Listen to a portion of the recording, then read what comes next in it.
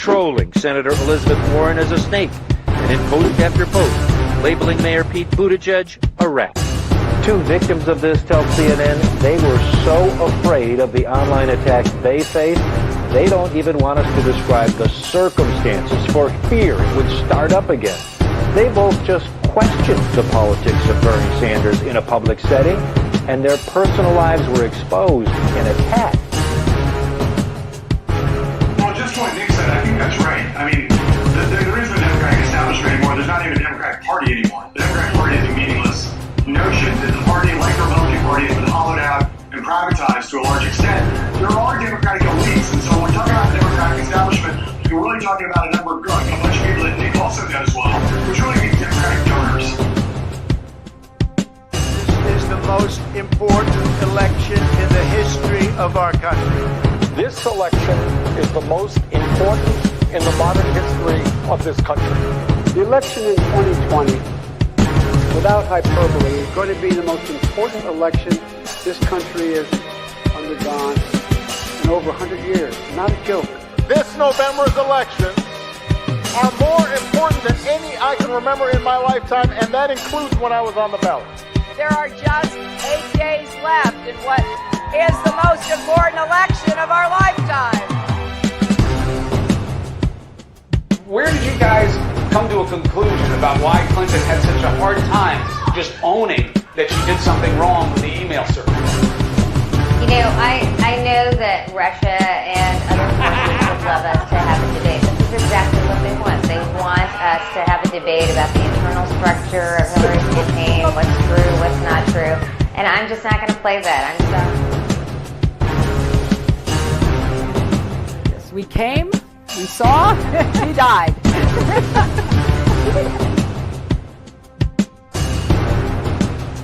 I was the CIA director. We lied, we cheated, we stole. It's like we had entire training courses.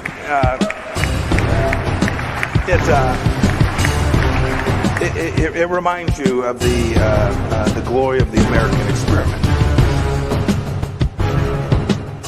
You know, people have said, if you look at, for example, the heat that ended up around the bend the knee of Colin Kaepernick. Mm-hmm. Many smart people have said it actually was not a thing. The Russian bots started taking it out.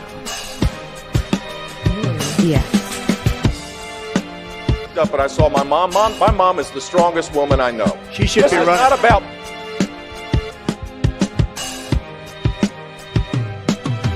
If you're like me, one of the millions suffering from pain caused by migraine, Nurtec ODT may help. It's the only medication that can treat a migraine when it strikes and prevent migraine attacks. Trump and the Republicans lose on Tuesday, and if they lose badly, it's not going to be because of the left, whatever that means. It's not because of the 50 Antifa black mask guys who roam around the United States breaking windows and committing mayhem, most of whom are probably paid police informers. Most of whom are probably paid police informers. Rudy Giuliani, there's only three things he mentioned in a sentence, a noun and a verb and 9/11. I mean... I'm going to try to get through this. Thank you for what you did 3 years ago today. And I went to Wall Street in December of 2007, before the big crash that we had, and I basically said, cut it out. And now I want to hand it over to the president of Ukraine, who has as much courage as he has determination. Ladies and gentlemen, President Putin.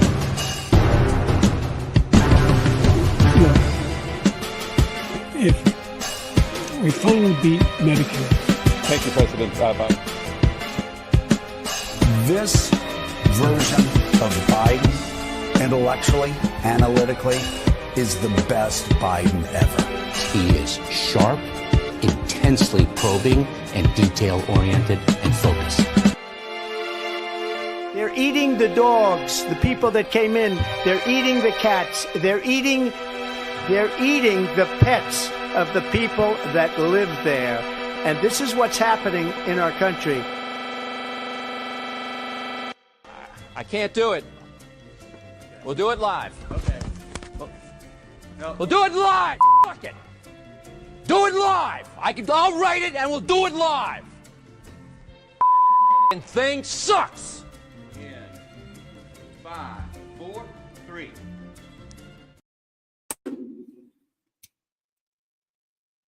Citizens of the internet, welcome. I had to light one up as we get this going today. And welcome back to another exciting week of news and events. You're welcome. So I would be remiss if I didn't talk about what happened last night at the White House press correspondence dinner. Now, wouldn't I? Because it just seems like they're getting lazy with this stuff, from where I'm sitting anyway. But Trump's never attended this dinner before. So in his previous term, I don't even think that they had it, or if they did, he wasn't there anyway. Don't quote me on that. They may have actually had it a couple times during his first term and he didn't show up. But this is the first time he's actually appeared since, I think, the time when Obama kind of dissed him before he actually ran for president.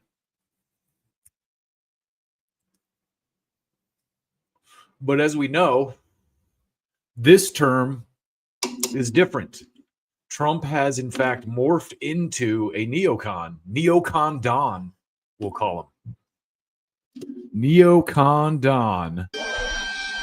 I've never seen anything like it. I've seen a lot of bad ones. So he's now listening to the people who hated him, basically, and doing all the things that he promised not to do, which are the reasons he was elected. And the MAGA movement has kind of split, as you can see, into two camps. And I like to refer to these two camps. Forgive me, I don't remember who I heard this term from, but I think it's the best, most accurate description. Trump loyalists and America first. So you have the Trump loyalists.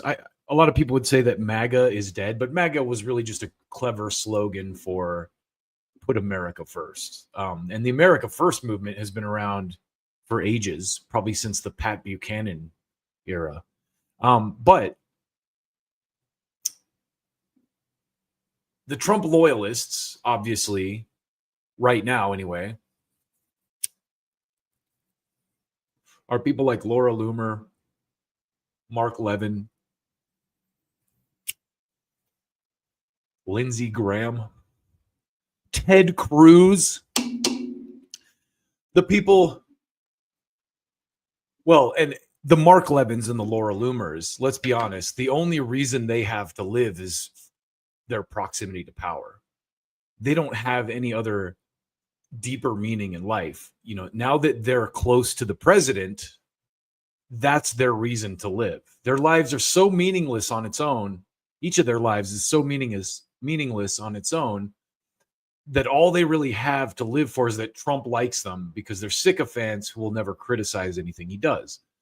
So this is the lens that you kind of have to view the current MAGA movement, or the current right-wing political landscape, through in America today, because that's really how it breaks down. To see it clearly as well, if you want to see the right-wing political landscape clearly in America, you have to see it through this lens. And the liars are the people who used to hate Trump. The Ted Cruz, the Ben Shapiros, these guys were never Trump people, and now they love everything he's doing. Meanwhile, the honest voices in the debate, the people, the independent media, the people like Candace Owens, Tucker Carlson, Megyn Kelly, are now pariahs to these, the Loomer wing, the Trump loyalists. And the Loomer Levin people are so mad that no one likes them. They're constantly spewing just insane, hateful bullshit and doxing people and just doing all this really disgusting, political, I guess,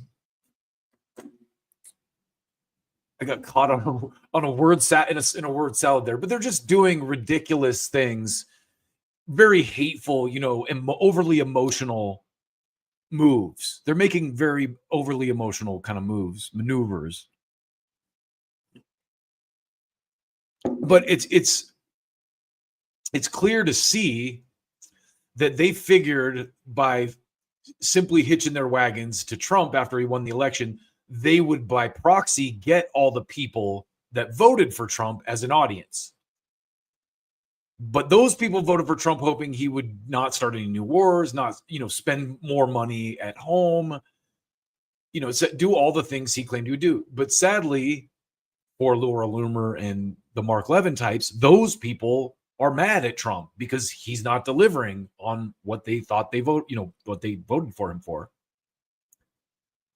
And so the Loomers and the Levins hate anyone, and honestly, the Trump supporters by proxy, the real Trump supporters, hate the people like Mark Levin and Laura Loomer who still agree with Trump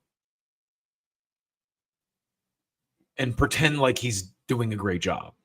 So, the Levins and Loomers are insanely frustrated by this and they're lashing out. And meanwhile, you have people like Candace Owens and Tucker Carlson whose audiences are growing massively. And their audiences are bigger than ever because they're, attempting to tell the truth. And I say this all the time as a disclaimer, but I don't agree with everything either of these personalities says. However, it's clear when you listen to them talk that they're at least trying to get at some kind of truth. They're not covering for anyone. They're not running cover. They're not being paid to say the things that they're saying, which is why when you hear all these, wingnuts accusing Tucker and Candace of being paid by Qatar, they're really showing their asses.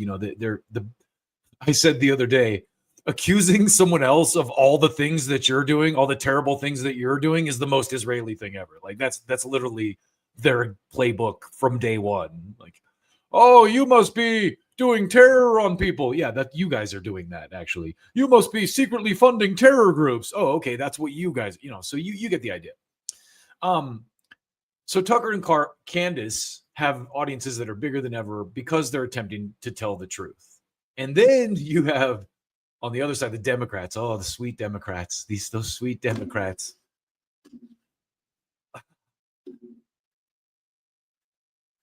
But they're still trying to figure out how they can be the party of progressive ideals and values and pretend to represent the working class while still catering to big donors and corporations and cops and the deep state and the Israel lobby.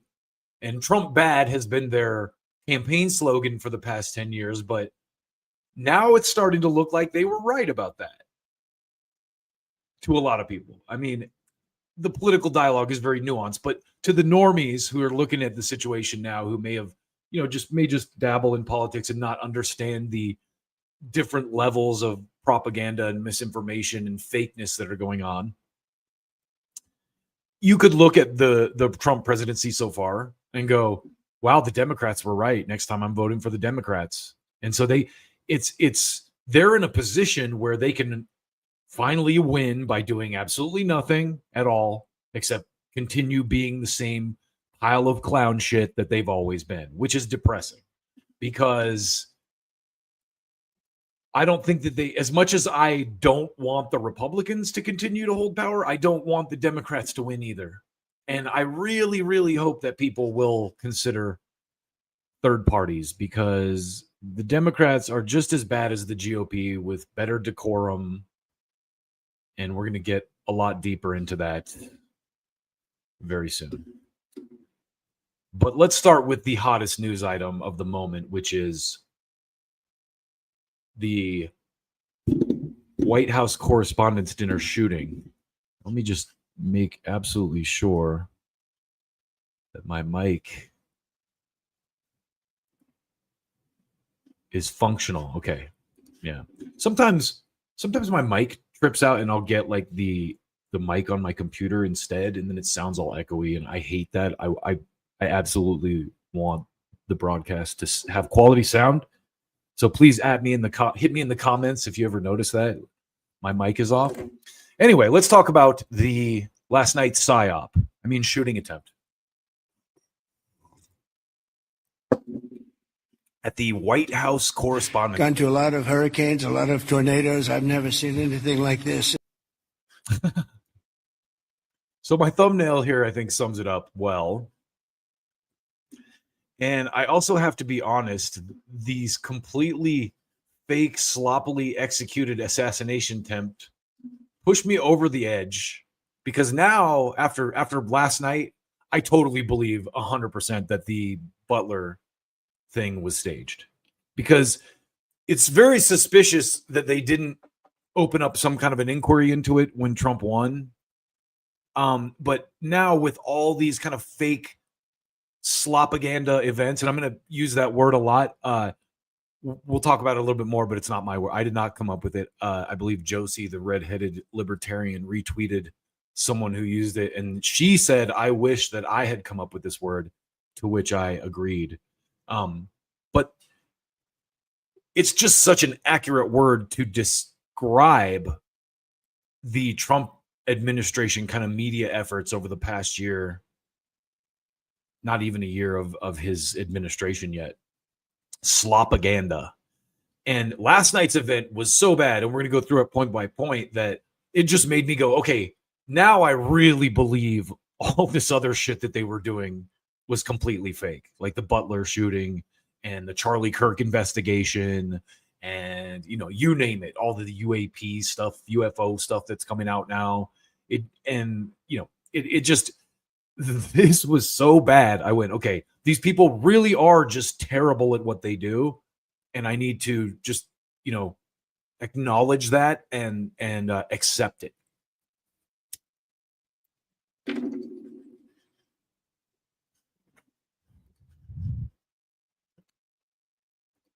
So they're not even trying to hide. This is the funniest part. They're not even trying to hide that this was fake. And that's evidenced by these comments that everyone's favorite press secretary, Carolyn Levitt, made before the event. So allow me to show you these comments. And let's discuss.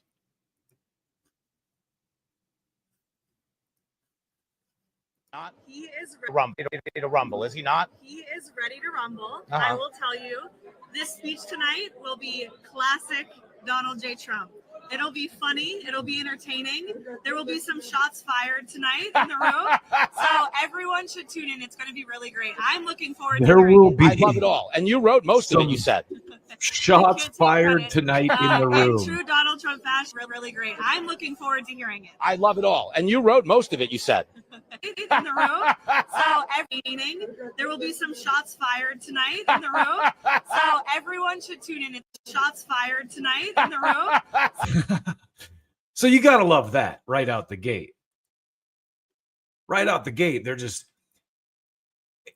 The liberals are smug, but conservatives are also smug in their own way. In this, they have this now because they have the reins of government, or the levers of power. They have this whole, like, I know something you don't know, smugness. Listen to Dan Bongina. His entire broadcast now is like, I used to be on the inside, you guys, and I know what's going to happen. Zoom in on me. Zoom in. I know what's going to happen next, you guys, because I used to be there. I started it.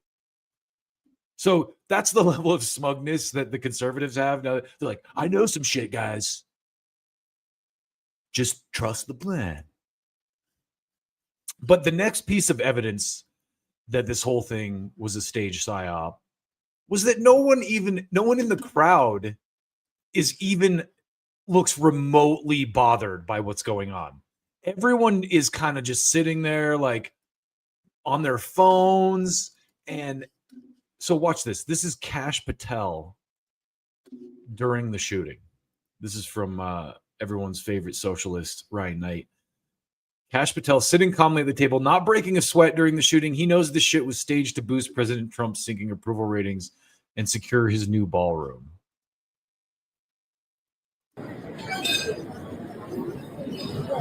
The sound, you can like hear forks dropping on plates. No one's panicked and running. No one's diving quickly under tables. It's, I'm sure that these people were probably briefed that there was going to be a fake shooting, and they're just like, well, we know it's fake, and I don't want to get I just spent a bunch of money. I can totally see this.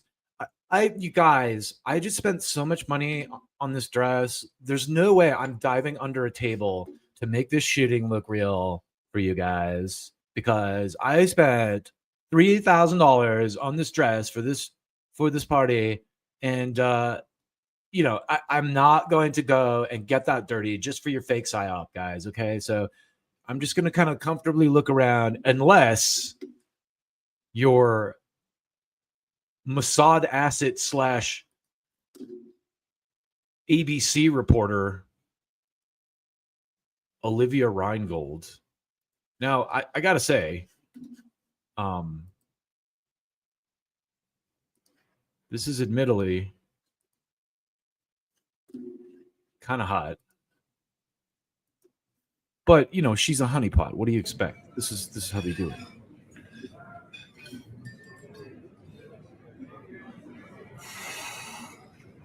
We were just seated over.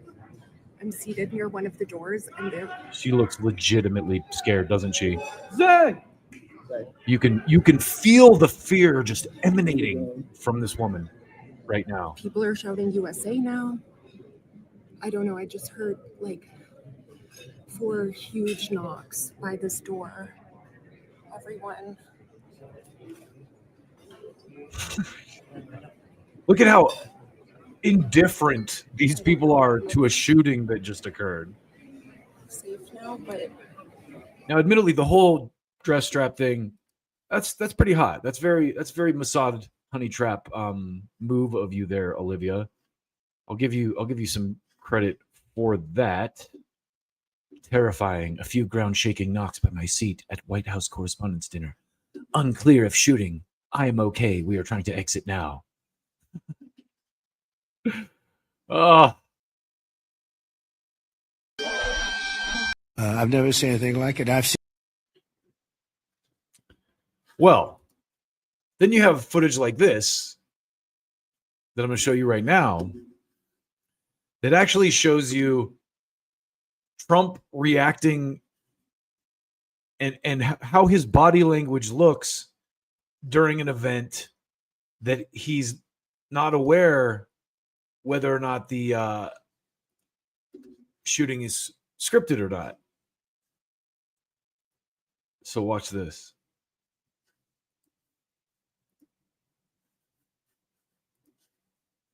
I know it's not.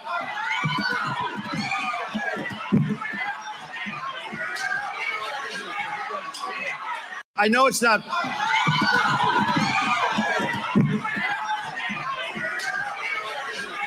Not hitting the deck, but there's very clear body language and emotional reactions to a shooting situation when it's a real shooting situation and there's actual real bullets being fired and people that genuinely fear for their lives. And you do not see any of that here. AB, those reactions, the reactions of the people in the White House Correspondents' Dinner versus Trump's actual reaction during an open, speech that's open to the public. And it's very clear that this is some bullshit slopaganda. And so knowing this was a completely fake and staged event, what do you think the purpose is? What's the purpose of doing something like this? Well, a lot of people said, oh, they're totally going to blame it on Iran. This guy's going to be, an Iranian asset trying to kill Trump. And Max Blumenthal did a lot of reporting about how Netanyahu and the Mossad and their crew definitely convinced Trump or tried to convince Trump that the assassination attempt at Butler was made on him by an Iranian asset or someone who was paid by Iran. And that's one of the ways they're able to trick his dumbass into starting a war with Iran. So that's definitely not out of the question. But here's what I think it was actually about when you really get down to it.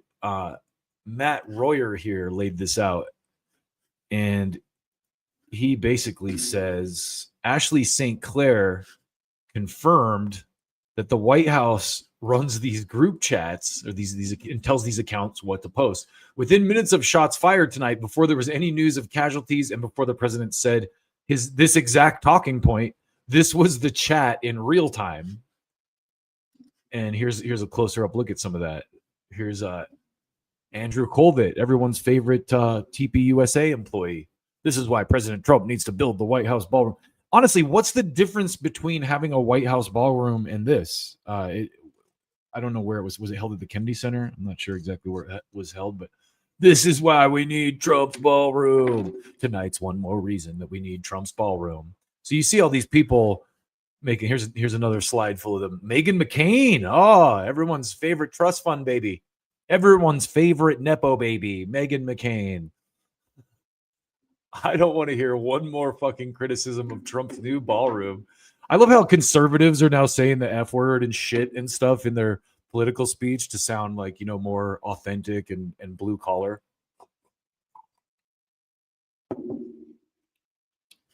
Good job, guys. But you get the point. This was clearly the talking point they wanted to run with.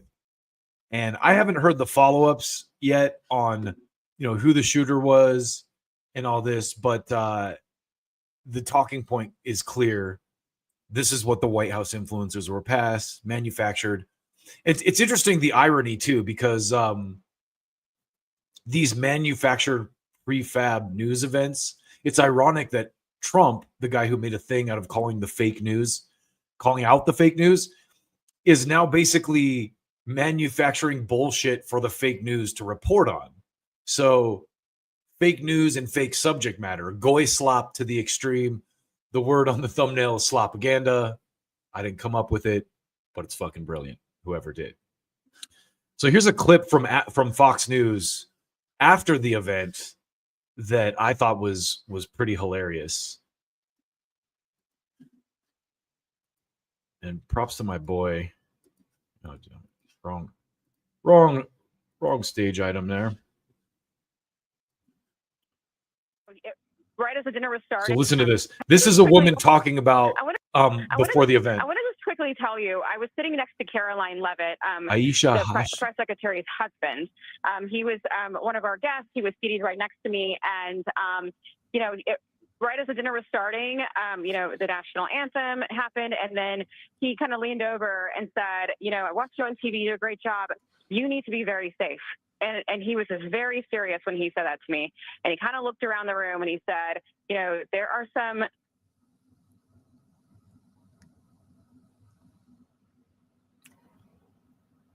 Sounds like we lost Aisha's phone there. And this happens, by the way, especially when you have so many people attempting to utilize the same cell service at the same time.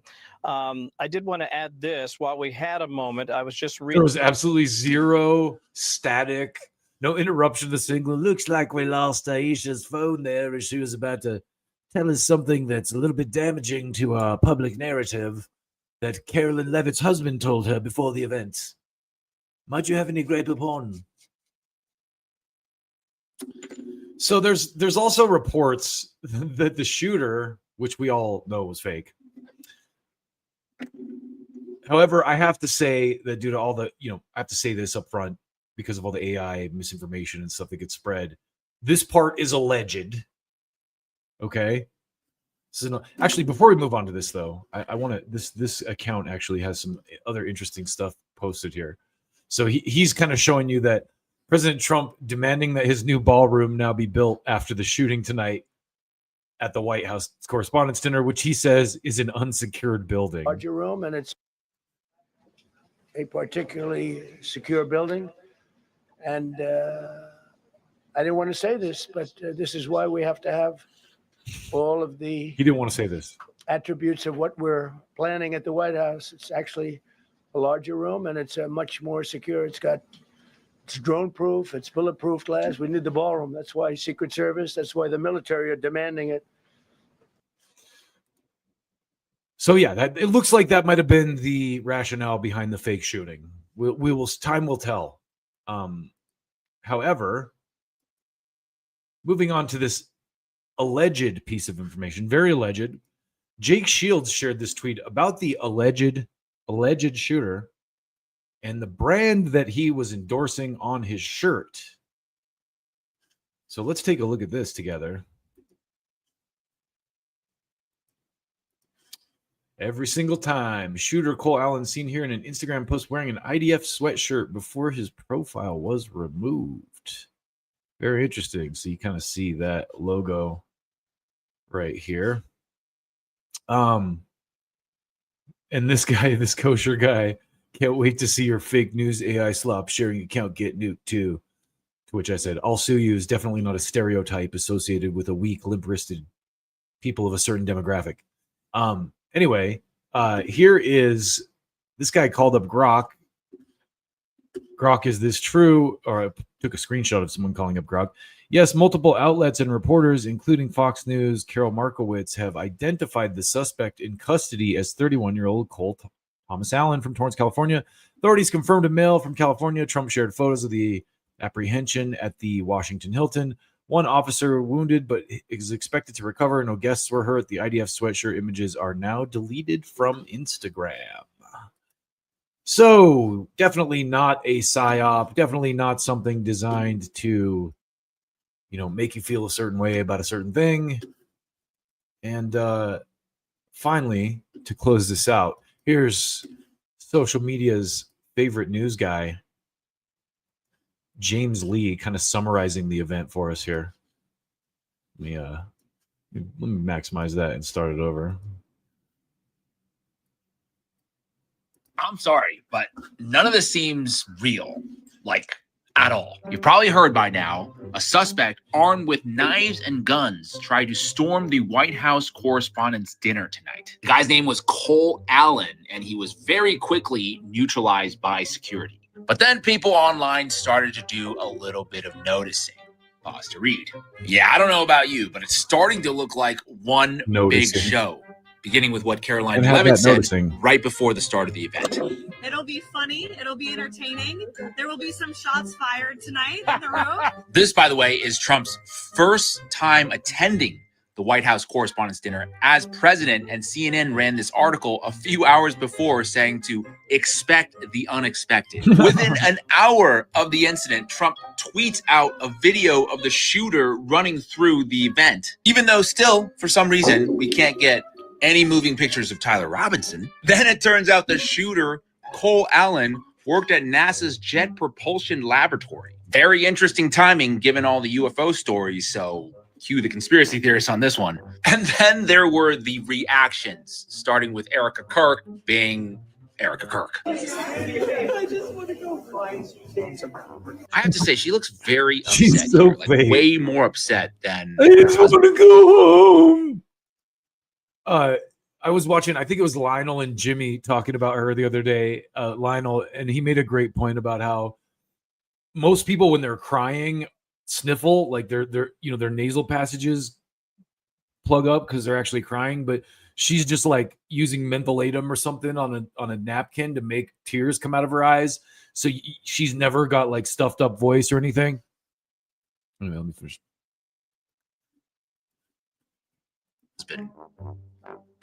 Then we got Dana White just loving this whole thing. It started getting noisy. Tables getting flipped over, guys running in with guns, and they were screaming, "Get down!" I didn't get down. It was fucking awesome. I literally took every minute of it in, and it was a pretty crazy, unique experience. Totally normal reaction to what is supposedly a presidential assassination attempt. But the most ridiculous thing has to be maybe this coordinated influencer campaign saying this is why Trump needs a new ballroom. I didn't want to say this, but this is why we have to have all of the attributes of what we're planning at the White House. It's actually a larger room, and it's much more secure. It's drone proof, it's bulletproof glass. We need the ballroom. That's why Secret Service, that's why the military are demanding it. We officially live in the dumbest timeline ever. He is correct. And it's funny, I realized watching that, I'm like, I just put together an entire segment on this, and I could have just played you the James Lee thing. He pretty much recapped everything I just said. It's much more fun to do it my way. Anyhow, let's move on to another amazing story that hit the presses this week about the SPLC. So, manufactured psyops seem to be the theme today. Or slopaganda is the theme today. And boy, have we got a lot of slopaganda on the burners for you. Cooking up a lot of slopaganda for y'all today. We got some slopaganda on the burner. We got some slopaganda in the oven for you.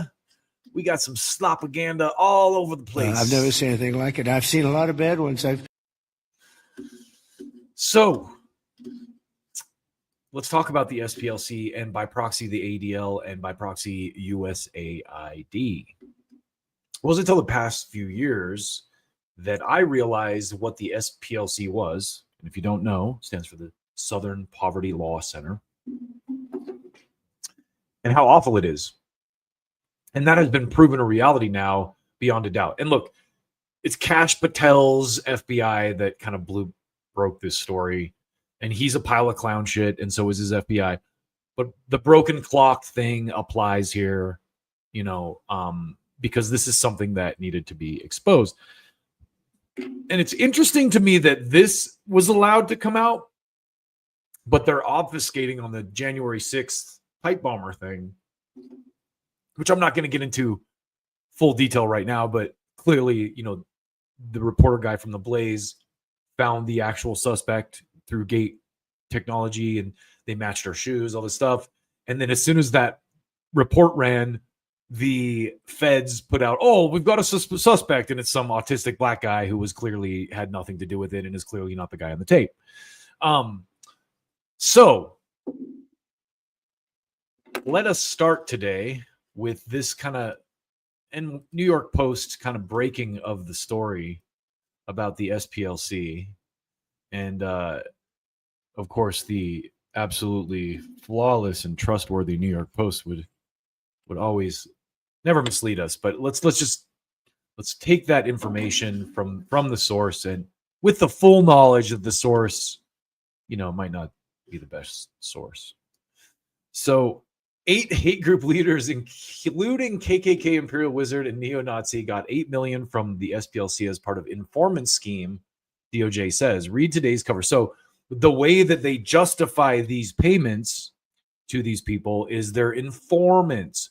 Same reason they're paying Enrique Tarrio from the Proud Boys, and that whole thing came out because he's an informant. So that's how these organizations are funding these, extremist groups. This is how they justify the funding, right?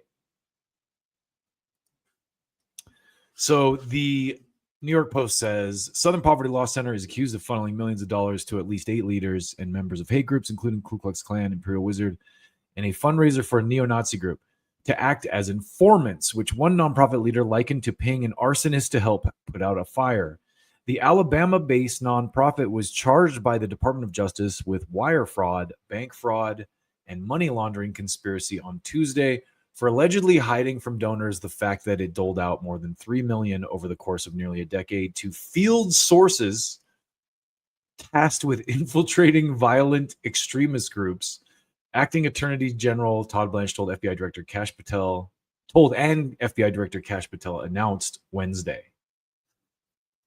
Interesting development here, because the reality is, in your everyday life, do you know any violent racists? Listen, I know some racists for sure, but they're old people. And the people that are racist that are younger, it's not like, see, and that's the other thing that I think the point was made recently about the context of the racism, right? Because there's different types of racism. There's violent racism, like the type of cops who threaten black children. That's disgusting. And then there's like making a joke about a black person in a comedy setting, you know what I mean? Or a Jewish person in a comedy setting. So that's not, you can make jokes about white people in a comedy setting, make jokes about anyone. White people put raisins in potato salad. It's fucking disgusting. That's a joke on its own. I saw, just to defend my position here, I saw a comedian once who told the best white person joke I've ever heard. He was a Asian guy. I think he was Filipino. And he had a shaved head. So he goes, yeah, I shaved my head recently. He's like, when Asian dudes and black dudes shave their heads, they look like thugs. When white people shave their heads, they look sick. And I laugh my ass off of that. That's hilarious. So point being is, you can make racist jokes and not hate the people you're making the joke about. And the context of the racism is important. You can make criticisms of Israel and not hate Jews. And this is where the lines are trying to be blurred, and where you see the Republican, right-wing free speech people suddenly becoming worse than the liberals they were laughing at and criticizing a couple years ago for the, oh, you got to nerf everything. You need a safe space. It's like, now they're like, we need a safe space for Jewish kids. Oh my God. Gone to a lot of hurricanes, a lot of tornadoes. I've never seen anything like this. This is a bad one. This is a bad one. So these organizations like the ADL and the SPLC, they have to gin up fake racism to justify their existence. That is the reality, unfortunately. Most of us who have been paying attention have known this for a long time, but now it's been proven beyond a doubt that that's what these organizations exist to do, and they should be dismantled, or at least looked at as private interest groups that lobby on behalf of a special interest, a very small group of people, and have tons of money to do that. And I think, optimistically speaking, we are at least in a time where people recognize what the ADL is or the SPLC is and what they do. And I don't think that they can operate under the level of anonymity and, secrecy that they used to now, especially when in the political realm. And I was thinking about it today, and I won't go too far down this road, but I think the way we really improve politics in the future is by making everything transparent. And maybe we just have C-SPAN live stream cameras in every goddamn government meeting, anything that's not classified, but then everything will become classified. So I think we really need to draw the line on what's classified and what isn't, and then just have live stream cameras with C-SPAN in every government meeting, in every, when you from 9 to 5, when you're a senator in your office, you have live stream cameras. Any constituent can log in and see what's going on in your office at any time. That's the level of, because these people are accountable to us. And so now we have the technology, we the people should use the same type of AI measurement technology that Amazon uses on its workers on politicians. That's my proposition. Let's take AI cameras and AI, I drove for Amazon for a while. They take an AI camera, they measure how many packages you deliver per hour, and if you fall below the average, they'll fucking call you and be like, yo, you're below the average, you need to pick it up. Politicians need that. That's my next political mandate that I'm going to be advocating for, is AI cameras and measurements in every office in DC, every meeting room, every room in the public square, in the public capitol, and Monday through Friday from 9 to 5 during business hours, any citizen should be able to log into any office, any meeting, any session, and see firsthand what's going on from their phone or their home computer. What do you think about that? Let me know. I think it's a great idea, and I'm going to push for it. I'm going to start screaming it from the rooftops. But to continue here, do you remember Patriot Front?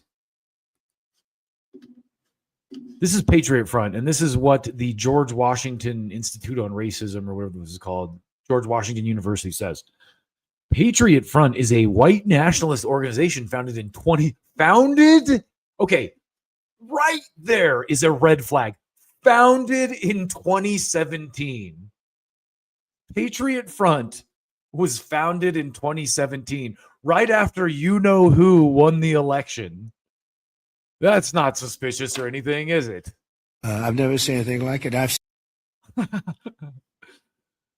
So anyway, founded in 2017. Now, by Thomas Rousseau, following the deadly Unite the Right rally on August 12th, 2017. Now, if you saw Thomas Rousseau on PBD like I did, and you happen to listen to him talk, it's very obvious that he is a Fed.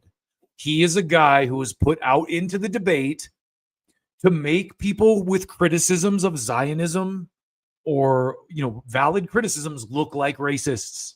That's what the SPLC and the ADL do.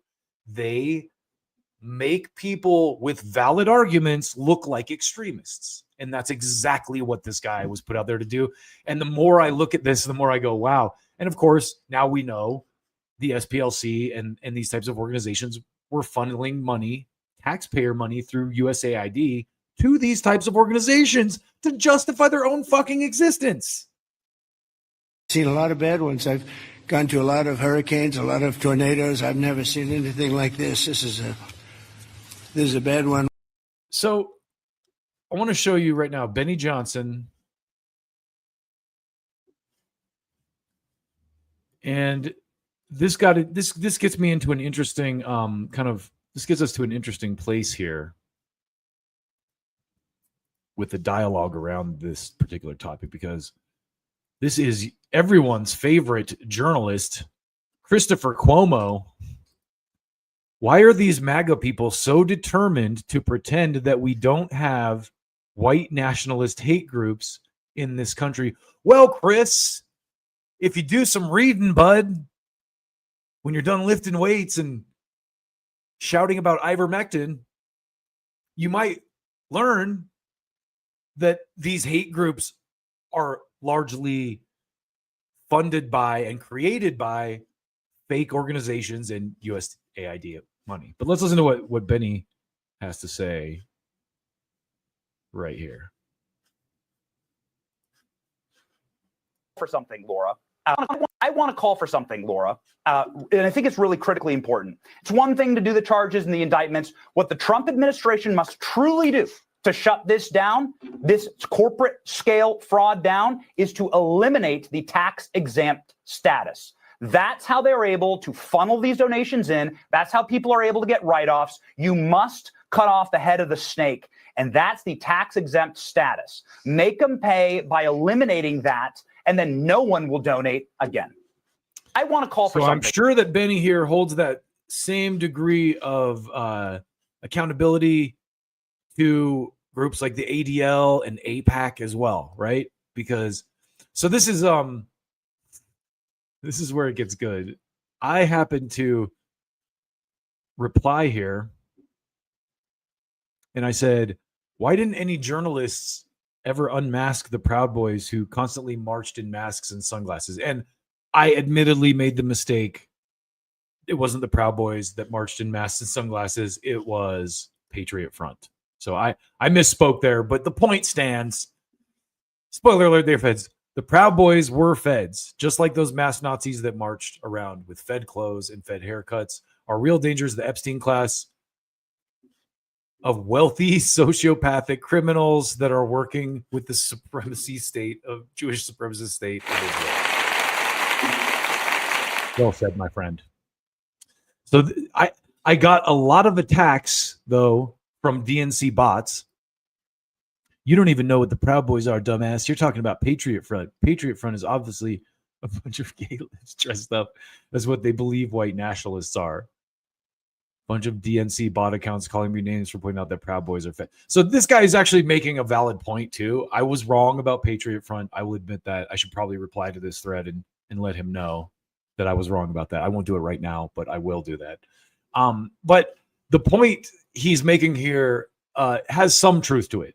And I was talking about Patriot Front. And also, I don't know that I don't know I'd go as far as to call them gay libs. I would just call them feds dressed up like what they believe white nationalists are. Because as I said, Patriot Front, I just showed you Thomas Rousseau. Go back and watch his interview with PBD and you'll see it. It's the guy is clearly an op. put out there to make anyone with valid criticism look like a racist. So these were paid people from the SPLC. We thought they were feds at the time. Now we know. We always knew they were not the Proud Boys. So yeah, you're right about that. Stop your lies. It was fact checked yesterday. So this guy finally chimed in on the point I was actually making. And if you remember this, I remember this happening. The fact police didn't pull down their masks is hilarious. Nothing to see here. So police removed the masks from the 31 arrested Patriot Front members and released their mugshots and identities. Did they?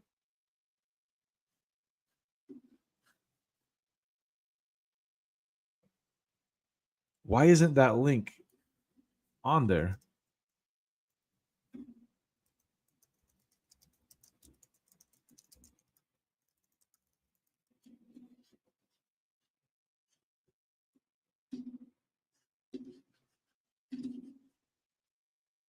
Oh, wow.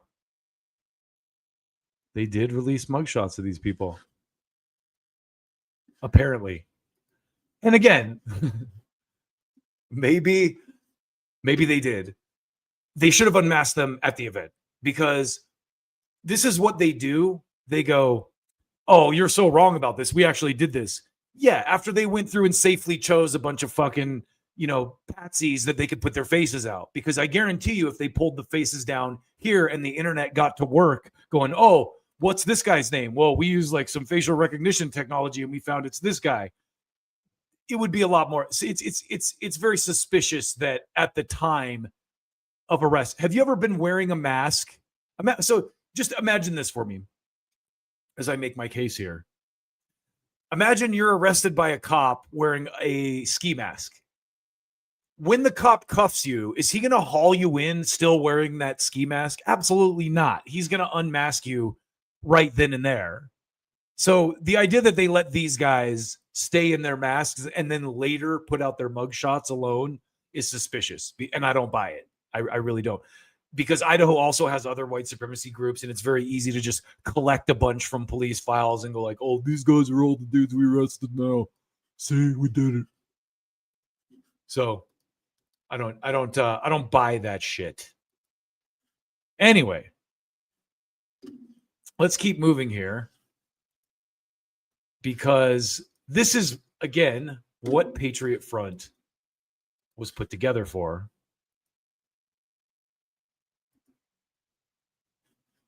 Look at this. Let's read together. This is Patriot Front's stated ideology. Patriot Front is a white nationalist and fascist organization that promotes the idea of homogenous white ethno-state in the United States. The group advocates for the preservation of white European culture, viewing multiculturalism, immigration, and diversity as existential threats to its vision of America. And you'll notice in the photo here, they're holding a big sign that says what? No Zionists in government. Because people that carry that message are clearly racists. And that is the exact point of this funding. They're feds.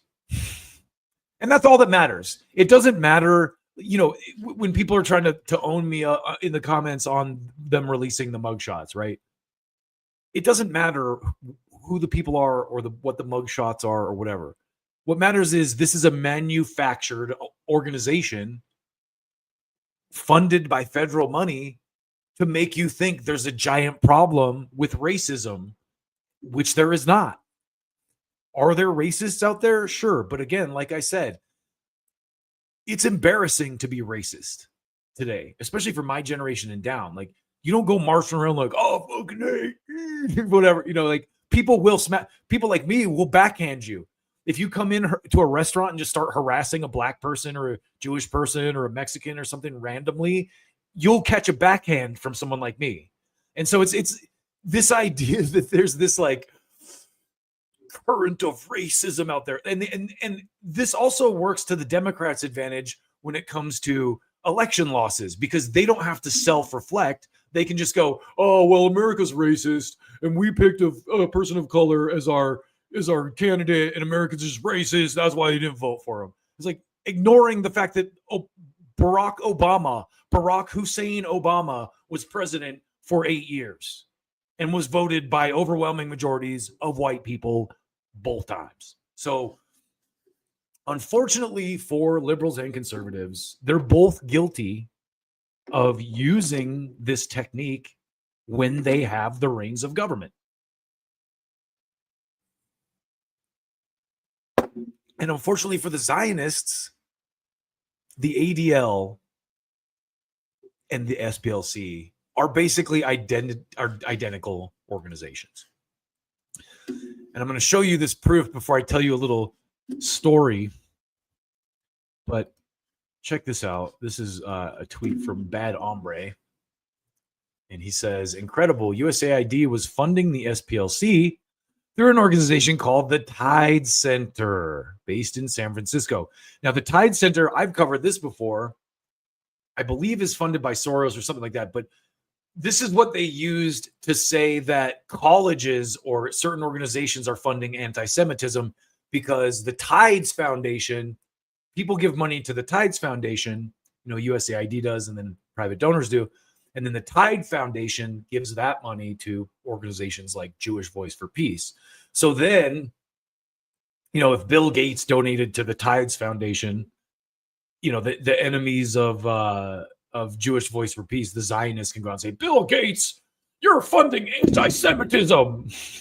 So you get the idea. I did a whole breakdown of this, but USAID was funding the SPLC. From 2016 through 2024, USAID granted $27 million to the Tides Network to strengthen global civil society organizations, promote transparency, accountability, citizen engagement, and serve as fiscal agent for USAID's Civil Society Innovation Initiative. The Tides Center set up a fund through its Tides Foundation that, with money for the Southern Poverty Law Center's Vote Your Voice initiative. The executive director of the Tide Center is Aisha Khanna. She was co-chair of Women for Obama in Atlanta, Georgia. There's the proofs. There's the receipts. Vote Your Voice initiative, funded the Tides Foundation, supports nonpartisan nonprofit organizations in the Deep South working to vote. So there you go.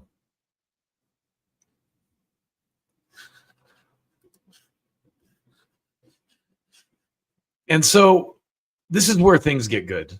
Last week, I went to a local coffee shop to grab a coffee. And while I was waiting, they had a newspaper, copy of New York Times.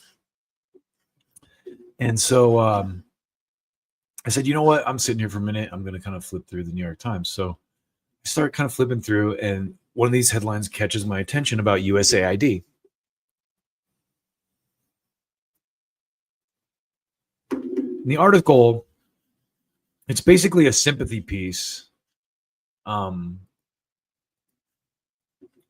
about this woman who has an NGO, and she was fired because of USAID cuts, and now she has to look for a regular job in America, and the economy is terrible, and she's having a tough time finding work.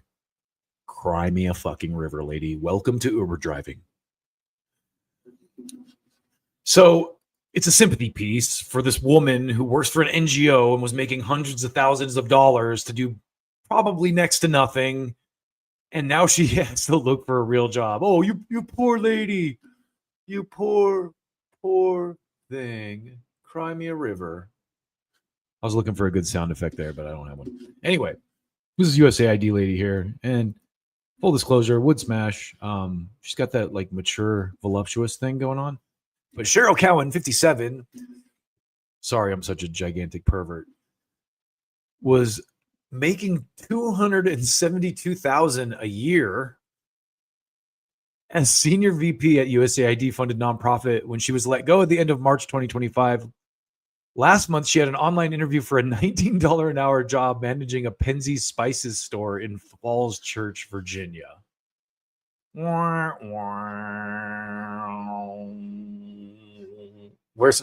gotta have a good sound effect in here for that. We got game show winner. Where's game show loser? We got this. Don't tase me, bro. Don't tase. Anyway, so this Twitter account highlighted a piece of this article that is extremely relevant, I think, to the conversation. And he says, others acknowledge there was bloat and waste at the agency and a need for reform. Much of the $35 billion it managed in 2024 went to Washington-based contractors, not directly to people in need overseas. The success of many projects was hard to measure. So they frame USAID as this like, oh, you're taking money away from poor kids in Africa, you terrible, terrible person. And this is the reality of what it really is. Now, the New York Times is actually showing you now, you're taking money away from people like this who should probably, you know, I don't know how she got the contract. Maybe she's doing great work. I shouldn't criticize. I didn't read the full piece, and I'm not going to because the NY Times is paywalled and their content's garbage anyway. But just the way that they frame the story is enough for you to go, oh, okay, we see what you guys are doing here. You're sympathetic to this, you know, rich, you know, laptop class, or the what do they call it? The NATO left laptop class. You know, that's what I would call it because I was part of that. And it's very cush. You get, you know, I was getting paid in a marketing job I had almost 6 figures to do next to nothing. You know, I've worked Amazon delivery jobs that probably deserve to make more than what I made in my office job, to be completely honest. But that's not really the point about this. The point is that when you put this stuff under scrutiny, it doesn't hold up. And these people are, you know, clearly making an inflated amount of money that they don't deserve to make. And not just the SPLC. Now we're going to move on to the ADL, because the ADL has definitely had its day in the sun. But I think that might actually be over. And right now, you know, for the last couple years, people like Ben Shapiro and you know, Roseanne and you know, name the Zionist, pick a Zionist, Mark Levin, have used the ADL and their, you know, kind of anti-Semitism stuff to smear people they don't like.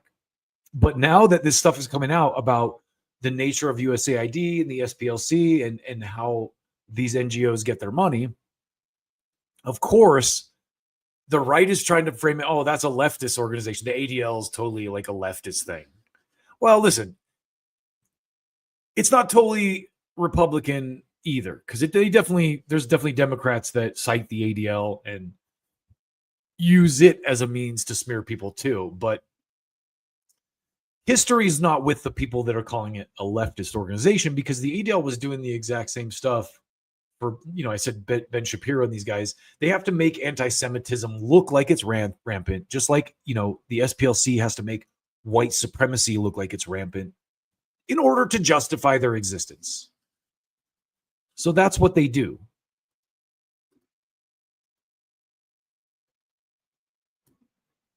So I'm going to show you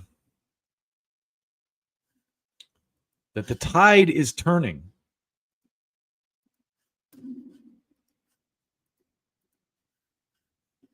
So I said, holy shit, conservatives are turning on the ADL. Will Democrats follow? I doubt it. The ADL genuinely faked Nazi rallies themselves and pay people too. And this is old. This article, this is from 1979. Zionists tied to Nazi organizing. So this is a whole, you know, article about this going way back to before the 1980s even. These people were doing this kind of bullshit. And I think what's great too is just another example of how the tide is turning is here's Elon Musk. The ADL is a hate group. And I said when I retweeted this, you know, I haven't been on the same page with Elon on every little issue lately, but he's at least on the right page here, and that's an important one. And that's Mark Van Driesen or Andreessen underneath him. saying, hey, this is who we need to look into next. And that's why Elon's retweeting him. So even the tech oligarchs are having to come along a little bit with some of this stuff because the evidence is just overwhelming. And, you know, like I said, now you have the right-wingers trying to frame the ADL as a purely leftist thing. But I want to take a little trip down memory lane with you. If I can find my dream harp.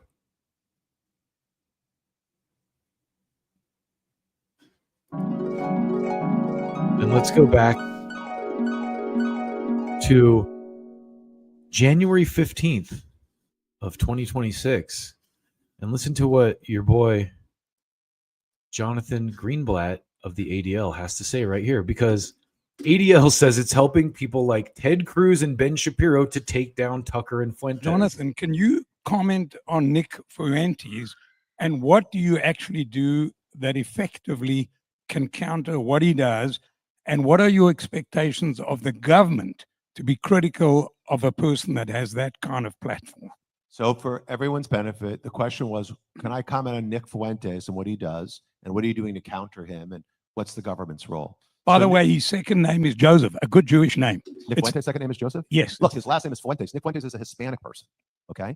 And he is an open, unapologetic, racist, homophobe, and more than anything, an anti-Semite. He's a toxic, disgusting person. And yet, thanks to X, social media, he's been incredibly effective at getting his message out there. I mean, social media is a super spreader of anti-Semitism and hate. And people like Nick Fuentes, they're like patient zero spreading. My heart Look, it didn't help us feces. when candidate, whatever you call him, former President Trump had him over for dinner, like at Mar-a-Lago a few years ago. And it doesn't help us that when given the opportunity, people in positions of power don't renounce this guy. Now, look, to his credit, J.D. Vance has done that. But we have this challenge right now on the right, and it's like a good thing because there are bad voices who've been elevated. Like Nick Fuentes is disgusting, Tucker Carlson is disgusting, Candace Owens is disgusting, and so on. But there have been good people like Ted Cruz and Ben Shapiro and Mark Levin who are pushing back on these, Speaker Johnson, pushing back on these revolting lunatics. So to answer the question. Okay, so there you go. What has been happening in the right-wing talk sphere lately is everyone has been accusing Tucker and Candace of being left-wing Democrat anti-Trump people.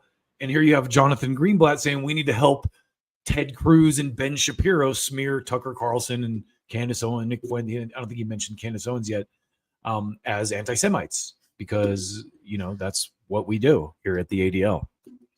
Well, Keith Woods here has another little bit of data for you. Jordan Peterson explains a report he produced while employed by Ben Shapiro in collaboration with the Jewish ADL that calls people using Christ is King political extremists and mentally disordered.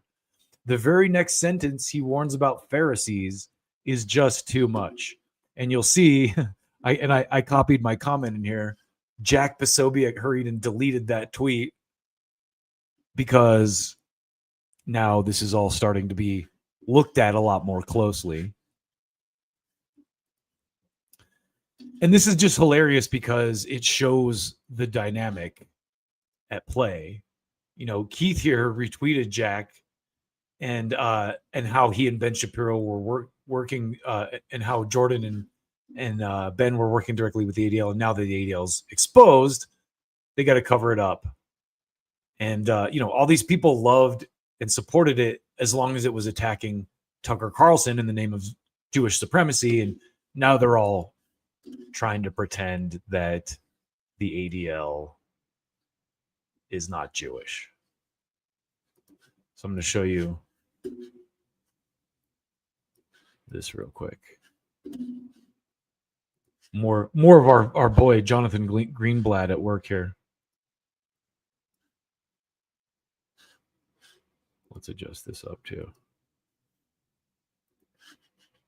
That quote unquote aid that goes from the United States to Israel.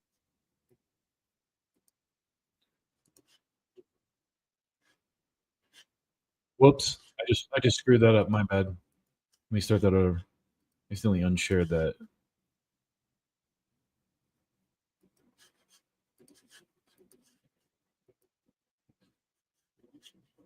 Creating American that quote unquote aid that goes from the United States to Israel, particularly the military aid, gets spent on, guess what? It goes from the United States to Israel to get spent back in America, buying American munitions from American companies, creating American jobs. That being said, our relationship is not just a transactional one. Somebody who said that Israel was like an aircraft carrier that can't be sunk, like it's of our military interests. Again, there could be a transactional reason, there could be a military strategic reason, but ultimately I believe it's a values-based reason. We are both. So it's a values-based reason in the sense that what he just said is that the money doesn't go to Israel, it goes to American weapons contractors, which is why they have such a stranglehold on Congress and our military budget, because it's a jobs program. And we are not going to stop this, pig-headed thirst for war until we change our major export from weapons to something else. Because we are fucking death merchants, and the ADL and these weapons organizations are a big reason that continues and is spiraling out of control, frankly, right now.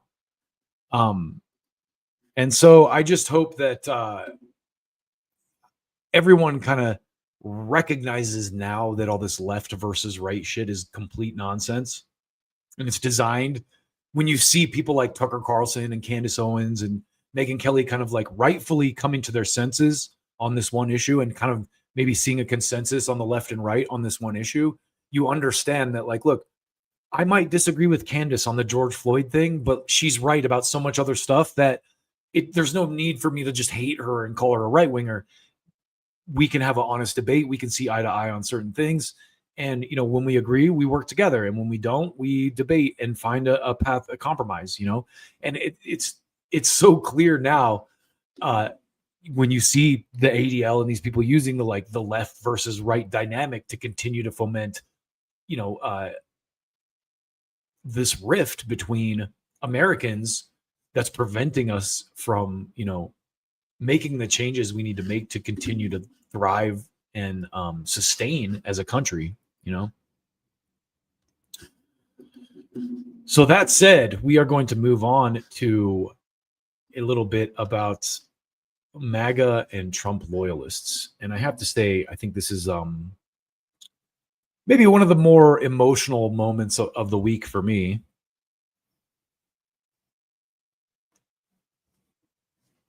Because I'm a bit of a Candace stan. I really like Candace Owens. Candace stan, that would be my the country formed in the Eastern Bloc that Candace can rule. Candace stan.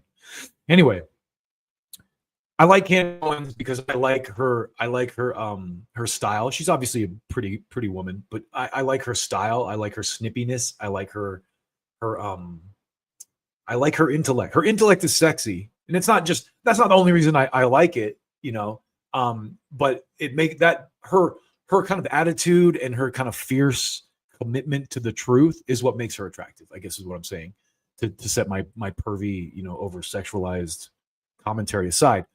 And it's for that reason that when Trump sent out this recent tweet about her, I kind of got a little angry about it. It made me a little mad. And so just to remind you, if you haven't seen this yet, how this looked. Candace Owens' stock, which was never very high, has fallen a long way. Her attack on the First Lady of France is despicable. I believe in this case, without verification, she's an extremely low IQ individual. I've never seen anything like it.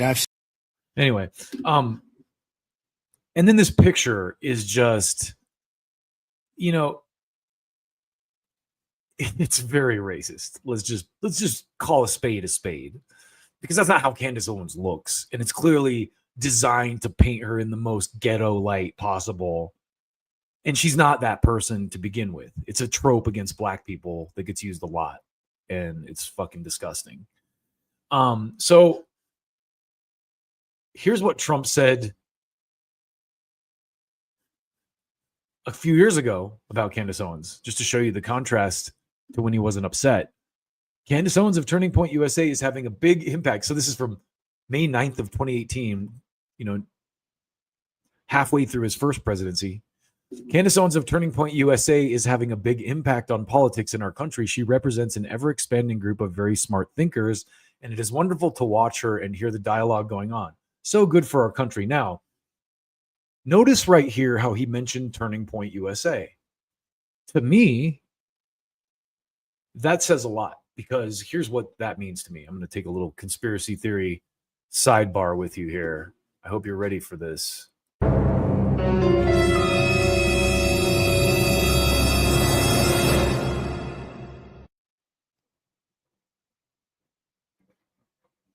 This proves that Turning Point USA was viewed by Trump and his people by proxy as a very powerful organizing group back in 2018. So you could see why in the modern era, they would want to make sure that that organization is in line with their talking points. And Charlie Kirk was becoming a problem. He was starting to stray from the agenda a little bit. He was starting to ask questions that you're not allowed to ask. And I think this here tweet of Trump's, it kind of shows you, hey, look, he knew, because he says Candace Owens of Turning Point USA specifically. And I mean, again, it's people that wonder why Candace Owens is obsessed with Charlie Kirk's death, and like one of the few people who was doing anything to investigate it beyond, pretending that the left did it, which is another, story all its own. It's clear that was the reason that they used Tyler as a patsy. And, but this proves that they are a powerful, part of this. So Marjorie Taylor Greene tweeted about this, and I think she kind of summed it up very well with what she said here about Trump, because she's, obviously been under fire from Trump too. President Trump hates women he can't control, who don't worship him, women who actually worship God and are much more intelligent than he is, women like Candace. This cruel post about Candace looks like something Laura Loomer would conjure up as she gives Trump his talking points. Where's my game show winner? 100% accurate. A little slow with the sound effects today. A little slow on the trigger. Also, only people in his Trump refused to support the women who were victims of Epstein. He called me a traitor for supporting them and not bowing to him. He's attacking Megyn Kelly and Candace Owens. Also, the only people in his cabinet that he's either fired or privately told to leave are women. Kristi Noem, Pam Bondi, Lori Chavez DeReamer. Now, normally I would say, oh, yeah, it's kind of like trying to pull the sexism card, but Howard Lutnick is still in the White House every day, and he's very clearly in the Epstein files. So he appointed Elise Stefanik as an ambassador to the UN and then took it away without a care, even after all she did to support him just because Johnson told him to. I don't like Elise Stefanik, so fuck Elise Stefanik. I don't care. She's a fucking Zionist swine.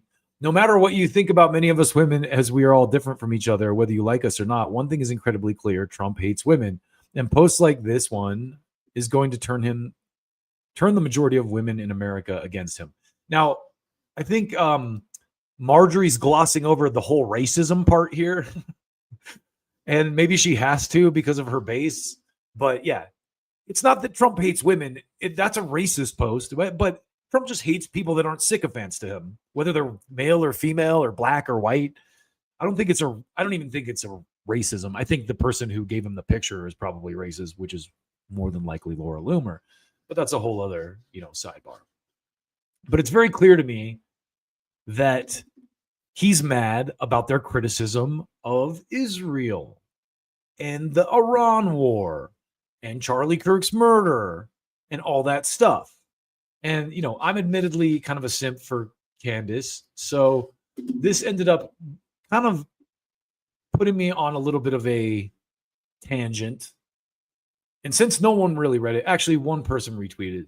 God bless you, man, for retweeting this. But I thought I kind of distilled this whole thing very nicely with this series of emotional tweets. And so this is what I had to say.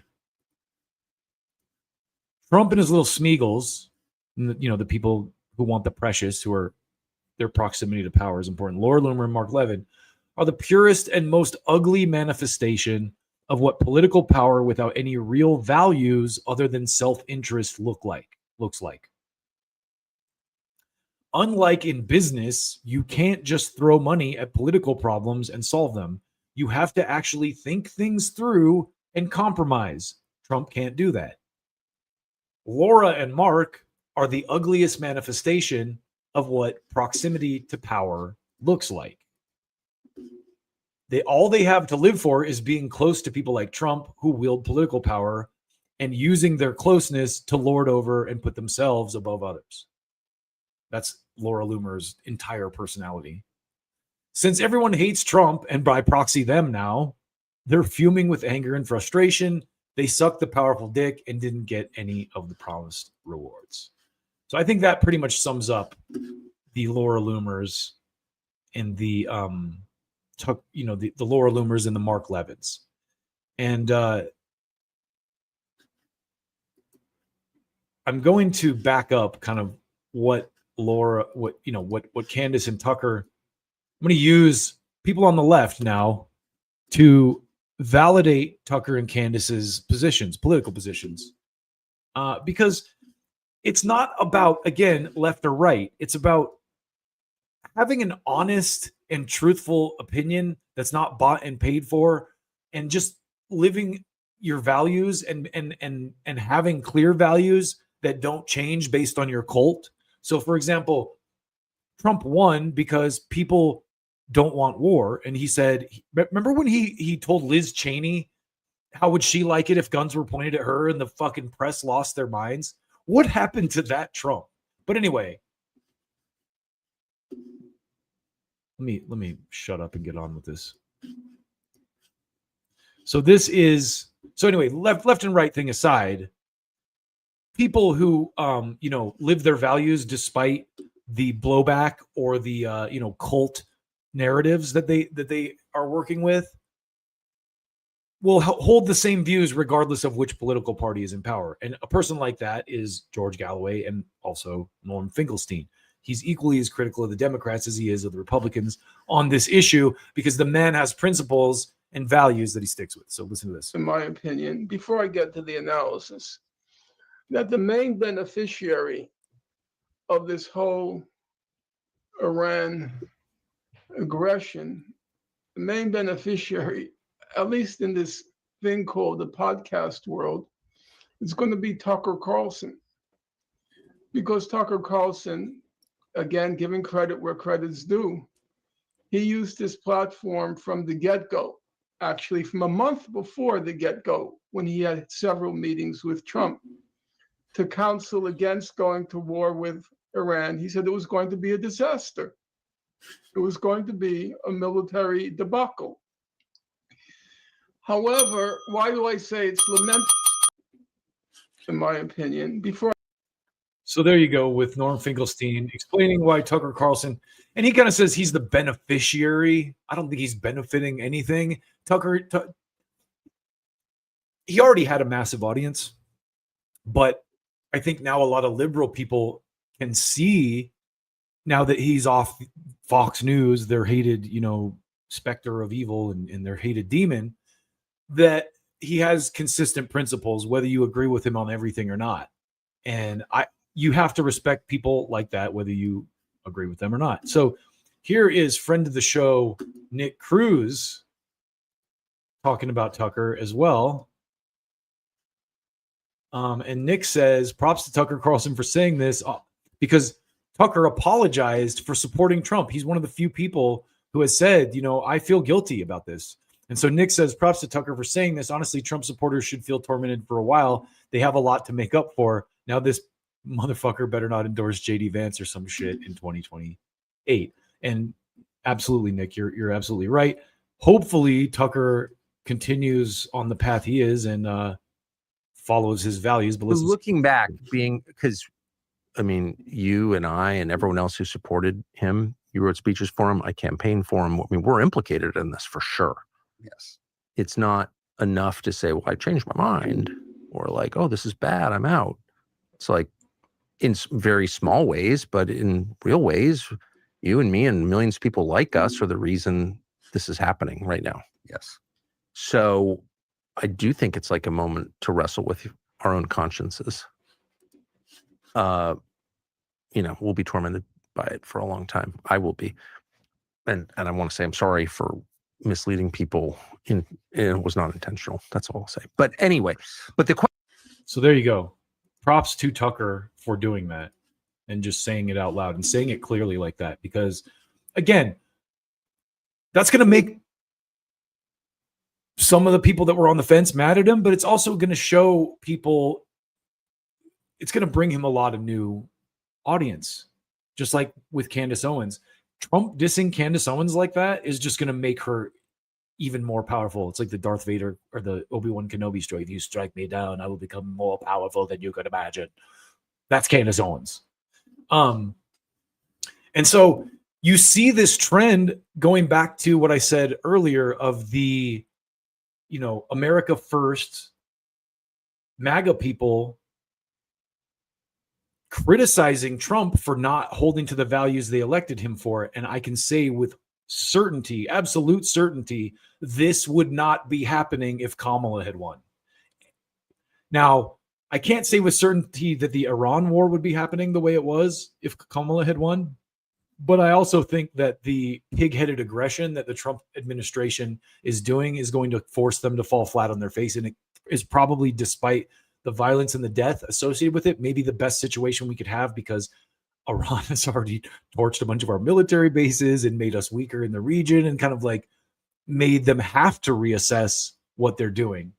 And, we'll see what happens there. But I want to keep going with this thread of MAGA people, America First people who are actually in opposition to Trump, and show you JP Sears here, who does a really good breakdown of what Trump acolytes are having to do now and the way that they're coping. And we won't watch all this, but this is pretty funny. I mean, if you want a good example of a man, Lindsey Graham. There's a guy right there. He's not even gay at all. Yeah, that's great. What do you think of the Biden administration funding Ukraine? Hated it. We should have been keeping that money in America. What do you think about the Trump admin funding Israel?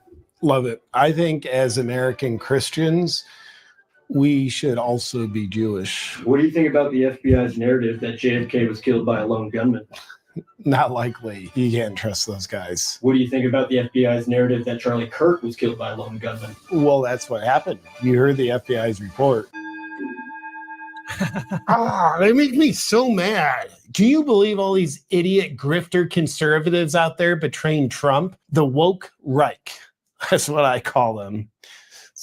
It's a pretty clever name. You agree with everything Trump's doing? Yeah.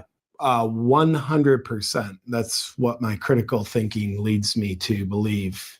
100% agreement with everything Trump says. Even when he changes his mind or betrays a campaign promise? He's never done any of that. But you know who has changed? The woke right. Fucking roasted him again. The Tucker Carlsons, Alex Joneses, people on Twitter.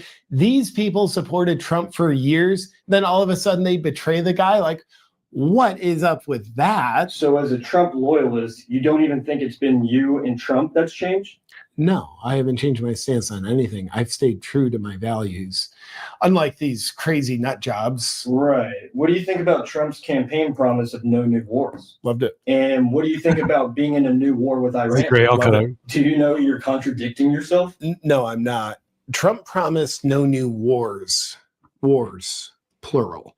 We're in a new war. Singular. He didn't start new wars. He started one new war. Idiot. So there you go. That is, it's obviously meant to be funny, but that's the level of cope that you're dealing with a lot of these, Trump loyalists, as JP referred to them in this piece here. Now, I want to show you one more quick piece of data around this split between the Trump loyalists and the actual America Firsters, and just to show you how over it is for these people. Check this out. So this is a recent post about a Turning Point event in Iowa. Not one positive comment on this post. I retweeted it. Let's read the comments for a minute. Can't imagine anyone I'd like to see speak less. I'm a 3 times Trumper. I'd rather watch AOC and Bernie than listen to these demonic pieces of shit. She got to follow. I don't support liars, murderers, or people who whore themselves for a demonic state. Newsflash, nobody else does either. The We Bangin' tour. He's talking about JD and Erica Kirk. Oh my God. Candy's going to be so yeah, see, that's a Candace hater. Don't go near this event if you don't want your data stolen. Is Erica going to cancel again when the crowds are small, or are you all going to bust people in?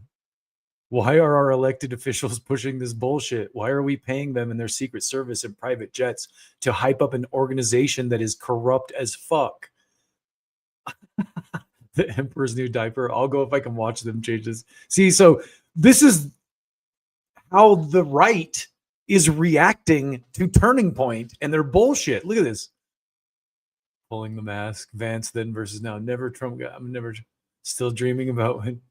Yeah, so you can just see the right rebelling against all this. And props to them for that. Props to them for staying true to their principles, the people that are actually doing it. Because neocon Don, as he's become, didn't get elected running on that. And, you know, Tucker kind of summed it up. He feels very guilty he campaigned for Trump.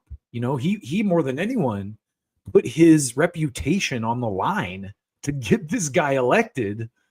And now the guy's not doing anything he promised.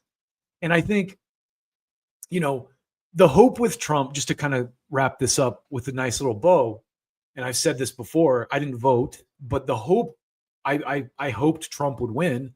And the hope was that, hey, look, you know, we know what the Democrats are going to do. We just had 4 years of them doing it, ignoring the left as they always do and treating us like trash and telling us they don't need us to win and then losing and blaming us for losing. So Trump said all this stuff about, you know, I'm not going to do these new wars. So if the Democrats had won, I don't think you would see the kind of rebellion that you're seeing, like you're seeing amongst the MAGA people. So let's talk about the Democrats now with that in mind. Because they're supposed to be the opposition party. And I'm running a little late, so I might have to cut a segment. But let's get started here. So I want to start with this tweet that my boy Chase went viral with, because this is a great one. Oh, we're all well past that, Jerry. That, of course, is a Rick and Morty meme, but he's responding to the Democrats saying tax the rich on April 15th. And this tweet got him 19K retweets, 139K likes. I don't know how many millions of 2 million views, and it's well deserved. But it brings up a great kind of point in that the Democrats this is what the Democrats of today look like. And I don't know if you saw this, but Ryan Knight, I didn't save the tweet, but he summed it up so well. He's like, there's people are can't get a job. You know, the economy's in tatters. There's a war with Iran. The U.S. is doing all this. Gas is at like $8, and this is what the Democrats are doing. A parade with a gigantic enlarged picture of their face on it. So I did share the tweet. My bad. Here it is. I got it right here for you. The U.S. is dropping bombs on children and funding an ongoing genocide while its own people can't afford rent. And this is how the Democrats are campaigning as the world is on fire.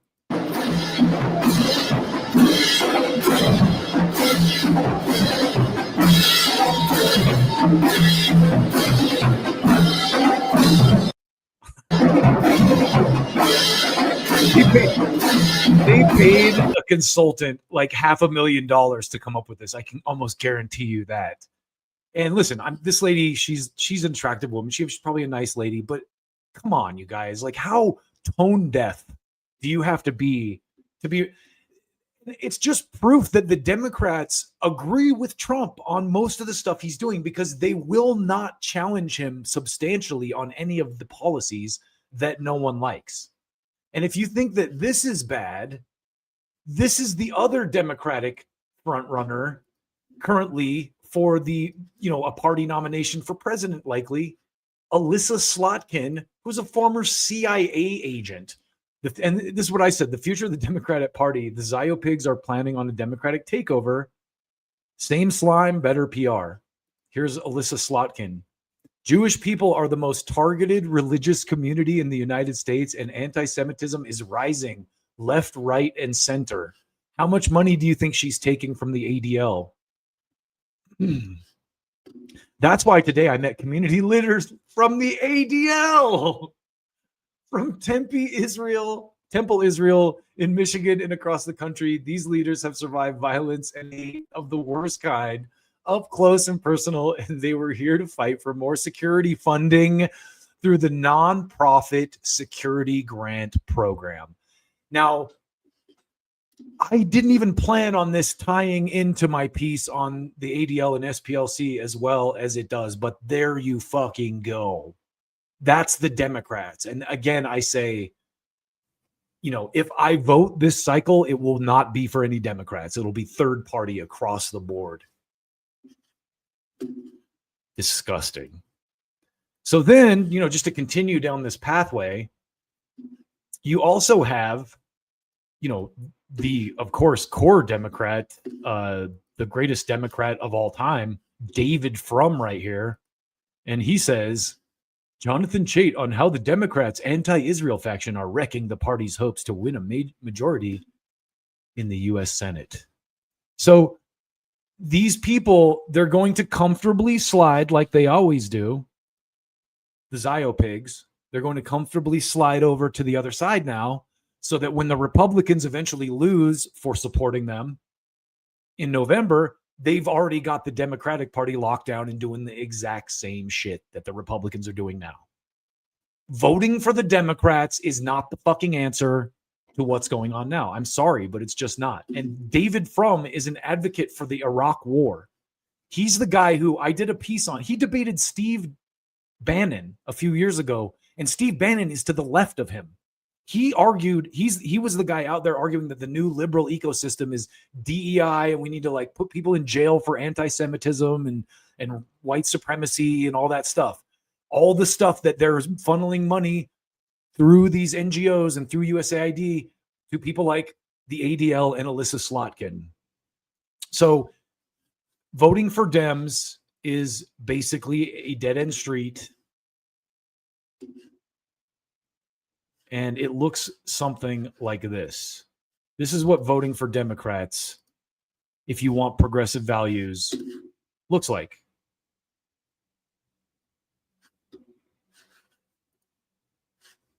Let me give you a large version of that here. The ball or progressive, the ball is the Democrats implementing progressive policies, and the dog is the progressive voter trying to get those policies by voting for the Democrats. Not going to happen ever. So give up on that. But let's keep going down this Democrats are terrible path here.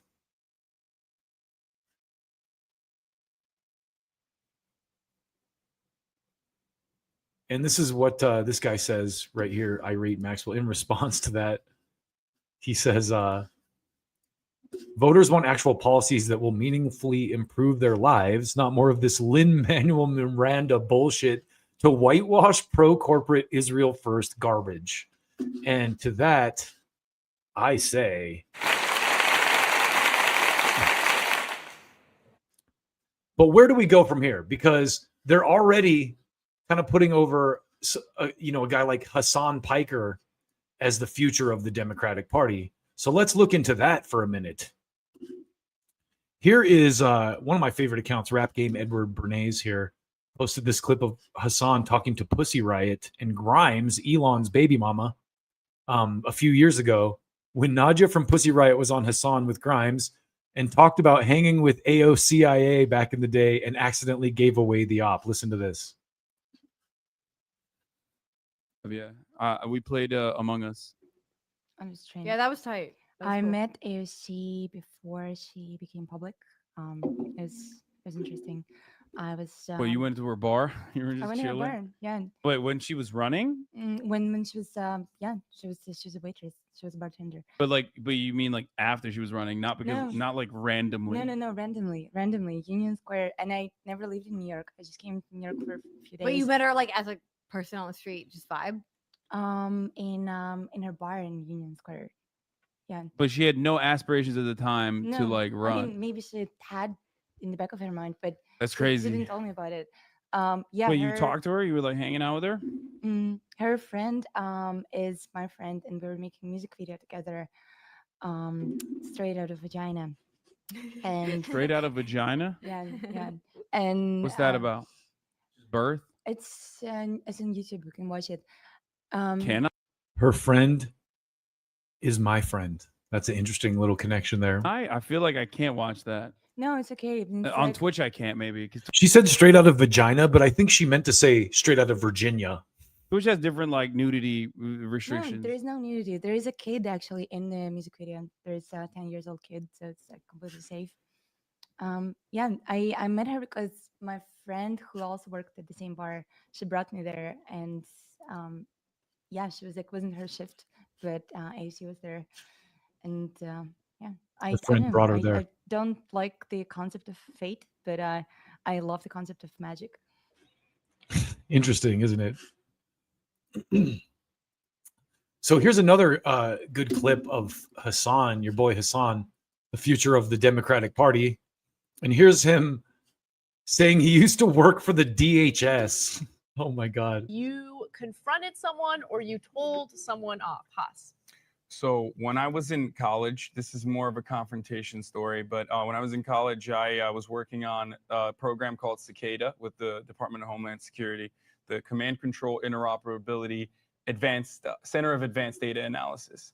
Wow, you have And some I fancy never- ass titles. on there. Yeah, I know. It was like a mathematician, like a group of mathematicians, whatever. I'm not going to get too far into it, but and the team of math professors that are working with the government, that their website sucked, because that was kind of what we were like supposed to be doing. We were doing marketing and communications for that entire program, and I kind of he was very upset, but I had to like get up, and because he was talking about how like their website's fine, whatever, we need to shift our focus to other stuff, and I had to get up and literally be like, no, the website's not fine, and we did end up changing it, so that's good, but he wasn't too fond of that. Oh, damn. Yeah. So there you have it. Hassan Piker was a DHS contractor. Interesting side note there. We've got a couple more little pieces of data here for you. First being, a lot of people like to pretend like, if Hillary had won, things would be different, or if Kamala had won, things would be different. Well, here's proof positive that that is not the case. Listen to this. We see Hezbollah is not by any means defeated, because we're engaged in a war now in southern Lebanon. I would wish the following. Number one, and finally there seems to be some opening here. I've been advocating behind the scenes for this now for several months. Israel should support this Lebanese government. There has not been a better Lebanese government since the Syrians and Iranians assassinated Hariri. They are trying. Do they have all the capacity they need? No. But they are trying to set up a government in Lebanon that can deal with the threat that Hezbollah poses internally to Lebanon. And so rather than making their task even harder, work with this new government in Lebanon. See how far you can help them to go to disarm Hezbollah. But we see Hezbollah is not by any means. The idea that it's interesting to listen to Hillary talk, and this is a recent clip of her from a week or two ago. She's of course on board with everything Trump's doing as far as foreign wars go, and it just goes to show you that it doesn't matter which red or blue cult you vote for, you're gonna get the same thing no matter what. It doesn't. The president has no control. The president is not anything but a figurehead, and these people will continue to manipulate our elected leaders until something big happens and we either somehow wrest this power back or everything collapses. But there might be hope. And I will tell you that that hope is definitely not in people like Bernie Sanders. And here's Misty kind of laying it out. This is a recent post. David Sirota blocked me years ago because I called him out during Force the Vote as a fake brunch liberal. But this is Misty says, Bernie Sanders has been taking over the party for a decade, and it's worse now than it's ever been. Gaslight McSheepdog isn't playing the long game. He's playing his role. He's a coward and a fraud and completely controlled. At this point, these people are a parody of themselves. Bernie is playing the long game. Relatively few seem to fully understand his shrewd strategy over so many years. What a pathetic, pathetic turn of events in the case of Bernie Sanders. And I say I don't want to be that black-pilled guy, but the situation looks pretty hopeless when you look at both parties and the junk and trash that we have to deal with here. So I have a couple more stories lined up, and I'm running out of time, so I got to kind of choose wisely between these. Let's start with let's do this Bill Maher. Let's do this Bill Maher bit real quick. So. Or should we talk about the Iran war?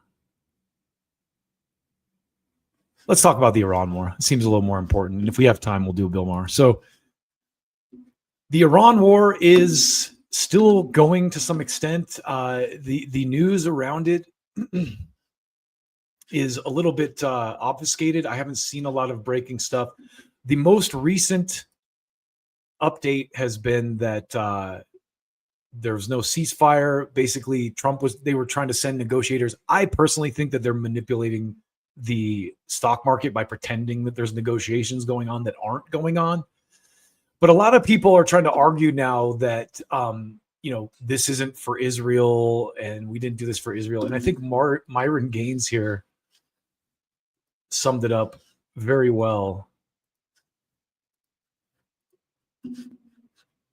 Let's read this. Anyone who says we didn't go to war for Israel is a retard. Look at what the Department of State said on its own website. The United States is engaged in this conflict at the request of and in the collective self-defense of its Israel ally. Dual allegiance Zionists run America, and people need to wake up. I'll continue to be the alarm clock no matter how many times they ban and demonetize me for doing so. And here's his screenshot from and then of course there's people over here. Well, see, look, this guy's like, this isn't the first time America's using, these guys clearly they have to use some randomized statistic to make it seem like Myron's wrong. But as we're dumping all this money into another foreign war, we have this going on here in the United States. As the USA spends trillions arming Israel and fighting illegal wars for it, here's Kentucky, where patients who could not pay their medical bills are abandoned and left out on the street in front of a hospital. The elderly woman out of the wheelchair on the sidewalk and left. Minutes later, we shot newsroom from a horrified university hospital employee claiming security had just wheeled a woman all the way out to the corner of Hancock and Ali, just off hospital property, dumped the elderly woman out of the wheelchair on the sidewalk and left. Minutes later, we shot video of her, still in a soiled hospital gown and slippers, breathing hard under a blanket placed over her in 36-degree weather, her stuff in a bag next newsroom. If you'll sit idly by and let your tax dollars fund the massacre of an entire population overseas, why would you care about that? Why would you care about that? That's where we're at as a society. That's how fucking disgusting we are at this point. And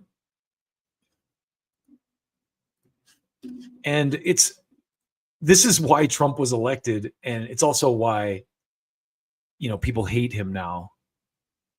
But back to the Iran war, there was a big, it's funny how the excuses or the rationale behind this war continually changed. First we got to save all these protesters, and then we're bombing a school full of girls, and now we got to take out their bridges and their infrastructure. So it went from we got to save Iran to we've got to open the Strait of Hormuz pretty quick. But here is this guy Nuri Vitachi, who has a kind of a breakdown on the whole protester thing, and this was shared via Gen X Girl. But this guy does a great kind of breakdown of this fake massacre story and how it kind of like kept the numbers keep getting higher. He says, so early January, Mossad and CIA assesses to arm radical opposition. That was turned into a fake massacre story of 30, 50, or 70,000 victims by activist groups. Western mainstream started pushing the fake story by quoting a group called Human Rights in Iran, which is not in Iran. It's from Virginia. The fake news was backed up by a group called Center for Human Rights in Iran, which is also not in Iran. It's in the U.S. Another group, Iran International, can be traced back to the U.K. Then there was that's USAID money. Still, other sources backing the fake massacre turned out to be supporters of America's Reza Pahlavi, Wangwaida II. And the most quoted person on Western mainstream television is Masih Alinejad, who I did a breakdown on a couple weeks ago, who said millions were massacred. She worked for many years as a full-time anti-Iran propagandist with financing from the NED and a salary from Voice of America. The fake tale was further pushed by the Boromon Center for Human Rights, another group financed by the NED, National Endowment for Democracy, which is a USAID-funded group. Tavana, started by the U.S. State Department and financed by USAID, is a notorious group that disguises CIA politicking as aid. These are the facts. Now, here's a key question. Why does every Western mainstream media group, not most, but every single one, hide the above facts from their audiences? Delete the Western mainstream media.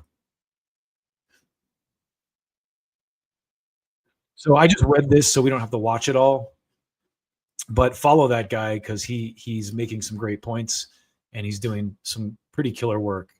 Also doing some killer work are our boys from the Gray Zone, who now have Wyatt Reed on the ground in Iran, showing footage of the Iranian people and asking a very valid question: does it look like these people need to be liberated?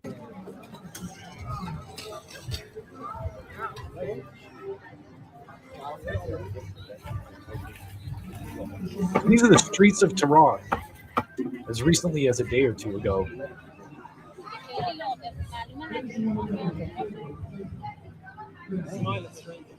Yeah. There's been a bunch of stories about weather manipulation too, and how once Iran destroyed some of these radars that we had in the area, they started getting rainfall again, which Jimmy covered this, and I, given what's we've witnessed over the past couple years, how could you doubt that? But as it stands, we're kind of at a stalemate. Last I understood, there was a ceasefire, which obviously is time for the U.S. and Israel to rearm, and we'll see how it proceeds, because I don't see it ending soon, and I don't see it getting any better. But as of right now, there's not heavy bombing going on, to my knowledge. Correct me if I'm wrong. If you got something, throw it in the comments. But let's move on to, I got a couple more stories I want to hit before we close out today. The first being Bill Maher and Andrew Schulz. And so Bill Maher recently won a lawsuit that Laura Loomer filed a defamation lawsuit against him for insinuating that she was blowing Trump. And then she came out and said she was blowing Trump. Like, what's the weirdest thing ever? Not the weirdest thing ever, but the kind of thing you would actually expect from someone as unhinged as Laura Loomer. But this story doesn't involve Laura Loomer. This involves Bill Maher and Andrew Schulz, and a recent argument that they had about Israel and the Middle East. And I think this is good to watch because Bill Maher does the thing that makes everyone hate liberals. And I grabbed this clip from another channel, but they did a great job kind of breaking it out. And I think that it's definitely worth a look. So let's watch some of this and talk about it. Middle East, because they're the only country in the entire Middle East that anyone in this country, these hypocrites, would even survive for a week in. So he's talking about Israel is the only place in the Middle East that an American who's used to the creature comforts of the modern society could live in. Wouldn't want to live. I don't know if that's true anymore. Like the UAE, I've been to Abu The Dhabi. UAE is not the Muslim world. If you're talking about But they're in the Dubai- Middle East. That's what you're talking about. But you're talking about a tiny, tiny percentage of what typical life is like in 60 Muslim countries. You're talking about It's funny because we just watched footage of Iran in the streets, and there's plenty of women without hijabs. People look like these people are so propagandized. People like Bill Maher are so Zionist propagandized that they have no idea what they're actually talking about. They live in the 1980s mentally still. But I'm gonna let him finish. little enclave that they carved out so Westerners could come and spend He's not their wrong money. about UAE here. We're talking about far less than 1% of the way life is like. You would not want to live even in a moderate country like Jordan, and your wife certainly wouldn't enjoy living there. Yeah. Okay. You're making logical points. Well, these are factual points. Yeah, sure, they're factual. They are. Yeah, but it doesn't matter. It's like I gave you another option that is true. Well, but it's.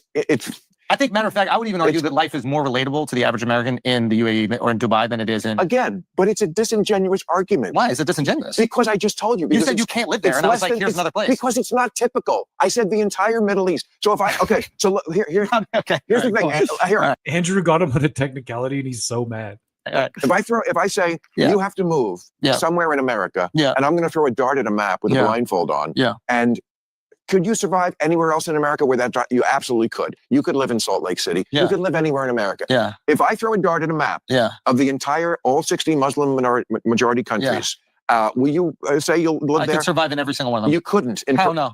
What? How could I not? I'm not a gay guy. I could live in any single one of them. You're in Kabul. Your wife would have to wear a head-to-toe burqa. So again, Bill Maher is like, he's such a disengaged boomer that Kabul, some of these moderns, look at Tehran. Max Blumenthal and those guys went to Tehran like last year. Judge Napolitano and these guys go to Tehran. They go. So Bill Maher just lives in this brainwashed Zionist silo of thought where, okay, maybe that was true, 50 years ago, but the times have changed. Unfortunately for Bill, the propaganda has not. That's on her. Okay.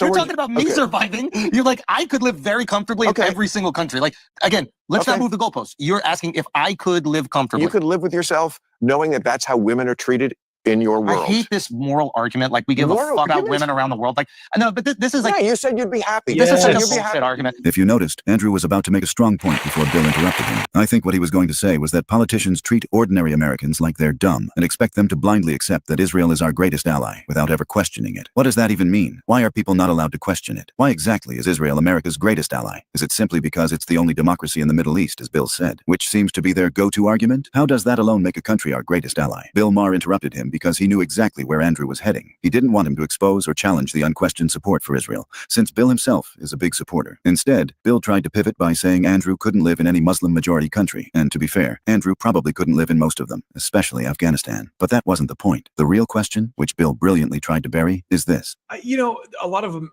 I wouldn't try to comment on that because I've never been to Afghanistan, so it's definitely not going to be easy. It's definitely a lot more lawless than parts of America, but parts of America look like war zones. There's a place in Albuquerque, New Mexico called the war zone because there's people literally smoking fentanyl and prostitutes everywhere and tents, So this idea that it just shows you how sheltered Bill Maher is, that he clearly hasn't been into around America because every city in America has this problem too. It's not just LA. It's not just New York. It's not just Austin, Texas or Albuquerque, New Mexico. It's Salt Lake. It's Miami. They all have homeless problems. Maybe some places are better at hiding it than others, but it's not a state-to-state problem. It's an American problem.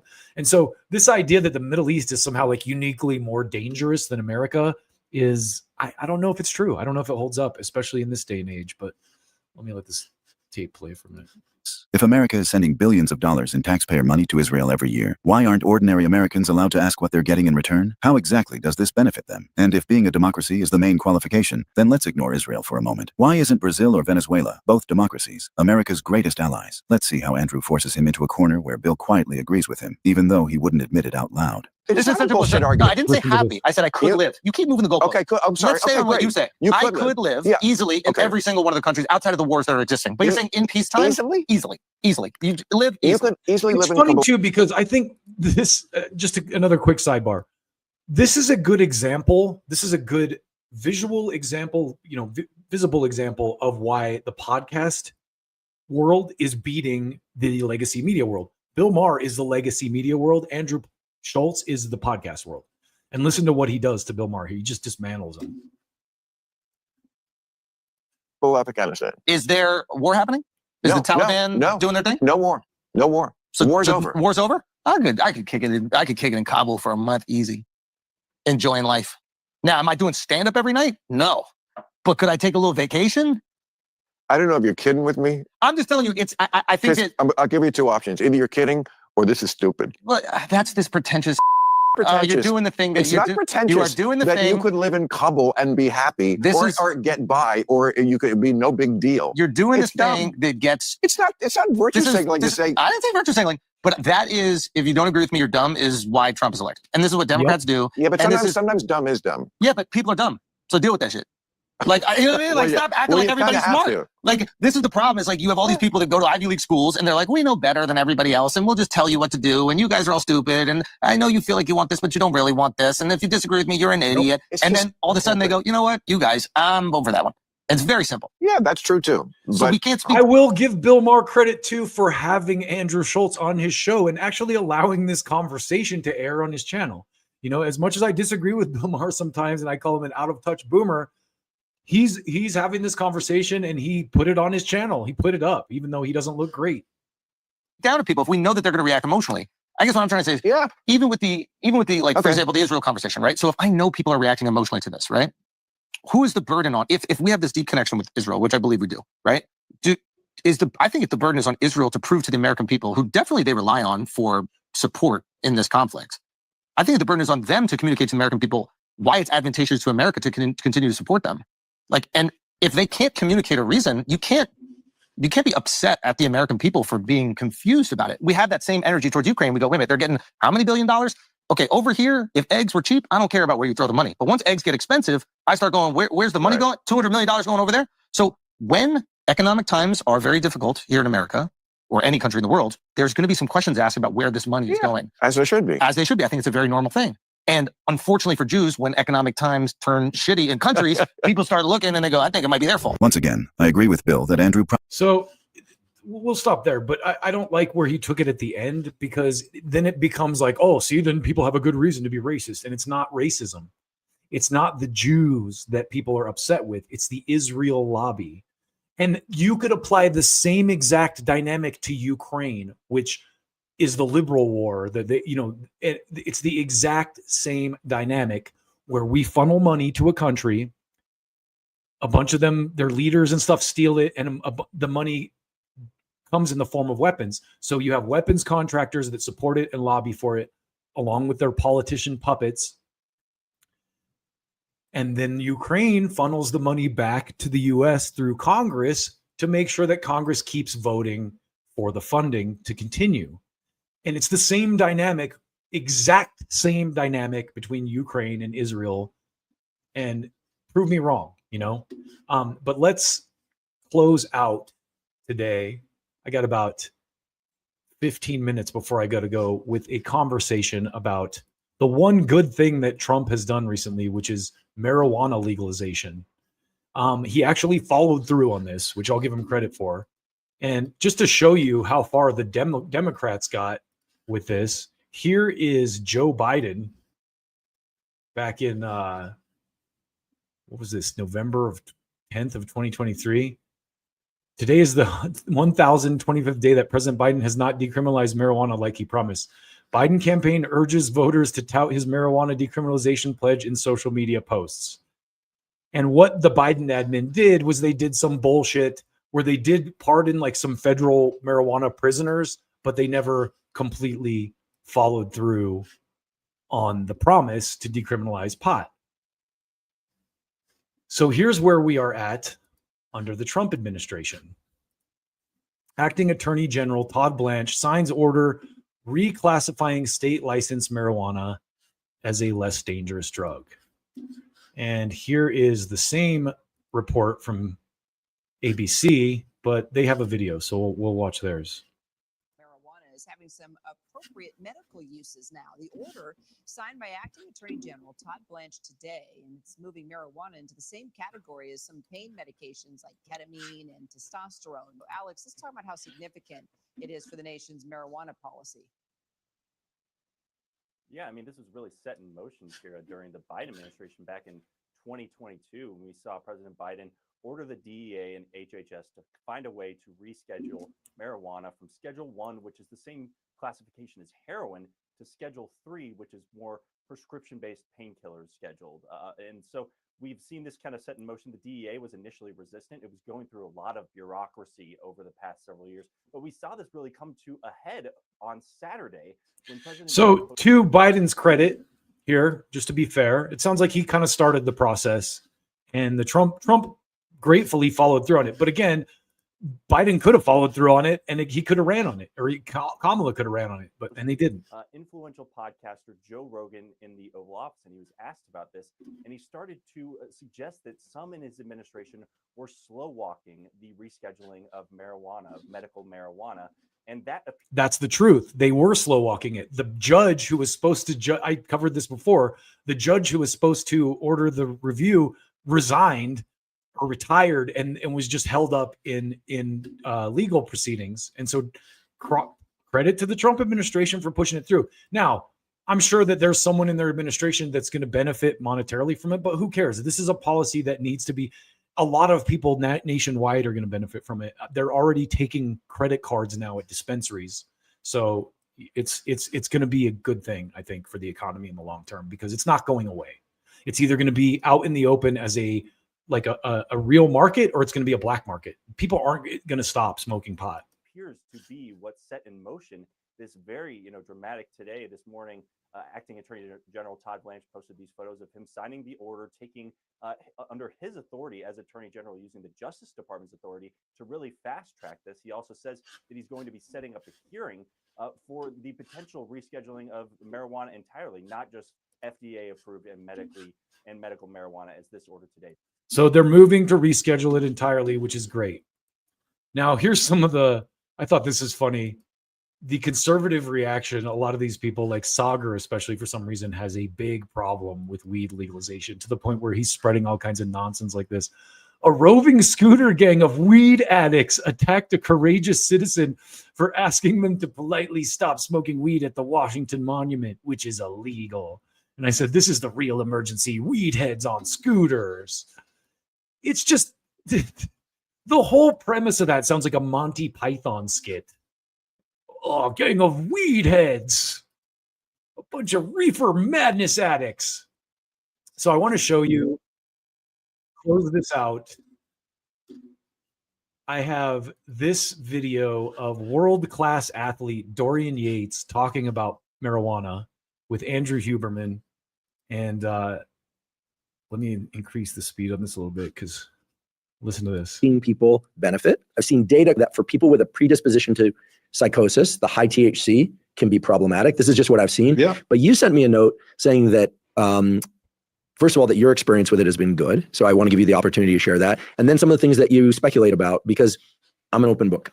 Well, to give you some background, I guess cannabis is a bit like cultural. In Birmingham, where I grew up, they have a lot of Jamaicans. So, Jamaicans, they smoke cannabis, they make tea. It's just a cultural thing. It's normal for them, right? So it was I had a couple of friends that their dads were Jamaican. So I was smoking it anyway, but I wasn't smoking it because I thought there was any particular health benefits. I was just smoking it and drinking alcohol, like hanging out. But my friends' dads who were Jamaican was like, oh, this is protects against this, and we drink tea for this, and the women take it for menstrual pain. So I kind of heard that, but I'm yeah, okay, whatever. And I would smoke occasionally when I was training. And when I went to live in Amsterdam for a little bit, as I said, I did a lot of reading, started reading about it. I started searching for studies, and I found there was massive, massive health benefits from THC and different cannabinoids. Some of it really counterintuitive, I guess, for people. You had Peter Attia on here, right? Mm-hmm. So you asked Peter, I think, what about smoking cannabis? How does that affect your lungs? And I think he was pretty much said, it's probably like the same as nicotine, tobacco, right? I think that's what he said. Well, he's probably not aware of a 25-year-long massive study that was done at UCLA. Dr. Donald Taskin, I think his name is. So they put these people into groups, cigarette smokers, cannabis smokers, and control group that didn't smoke anything. So after 25 years, what did they find? Cigarette group, we already know, right? Loss of lung function, increased cancers, blah, blah, blah, blah. Yeah. In the cannabis group, and heavy, daily smoking, 25 years. I'll agree, because I've been heavily smoking every day for 30 years, right? So what was the effect on the lungs? Some negative, yes, because of the heat and the tar and everything like that. It could irritate the airways. It reduced somewhat the antioxidant layer on your airways. So statistically, it would be more susceptible to an infection, maybe bronchitis or something like that. Although, of all my friends, I don't know anyone that got it, but statistically, you would be more likely to get it. Lung function, interesting. 25 years of cannabis smoking. Compared to the non-smokers, there was a slight increase in lung capacity in the cannabis smokers. I have to check out this study. Yep. No cancers. Other groups got cancers, but this one don't, after 25 years. So that's the lung cancer. So there you go. There's that. I encourage you to watch that whole interview, but he goes into a lot of the benefits of cannabis smoking that are unstudied because there are a lot of lobbies at work that don't want it to be studied. And let me show you this just to kind of round this out real quick. They've been using this excuse for years. Here's Jeff Sessions back in 2017. Jeff Sessions, we're seeing real violence thanks to marijuana legalization.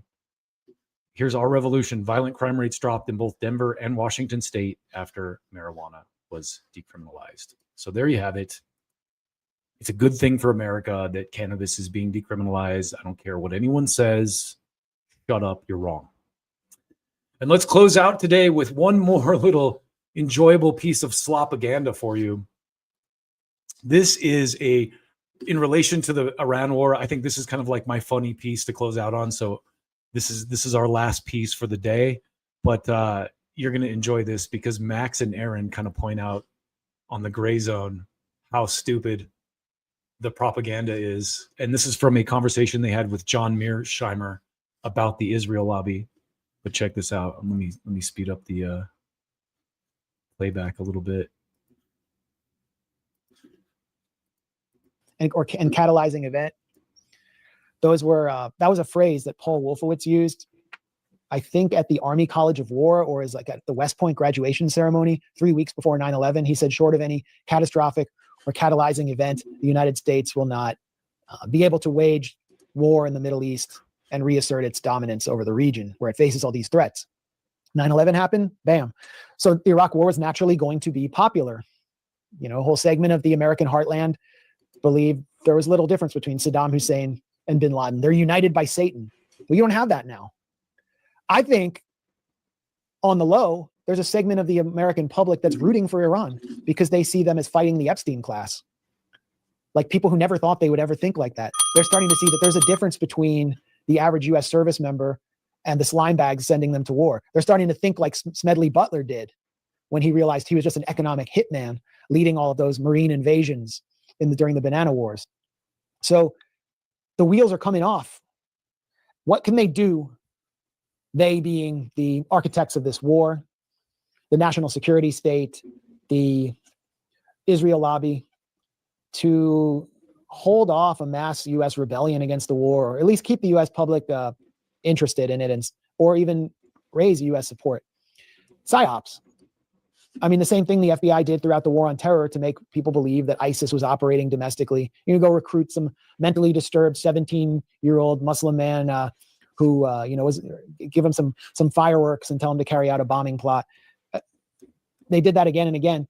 Now we're witnessing a new psyop play out right before our eyes, which is this threat of Iranian drones in California. I mean, this is utterly absurd.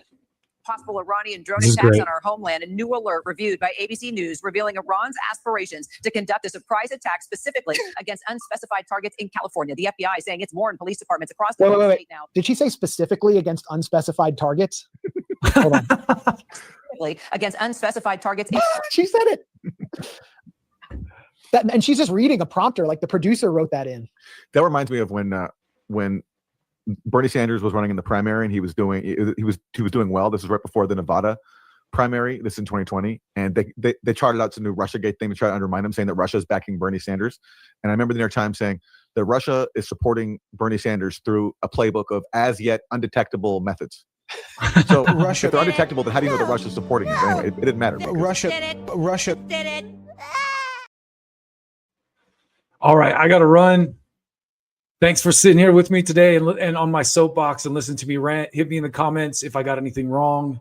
And I had this last week. I had to spend with some family, so I haven't been updating as much as I like. But I appreciate you guys for joining me. And I at least try to put out a live stream once a week.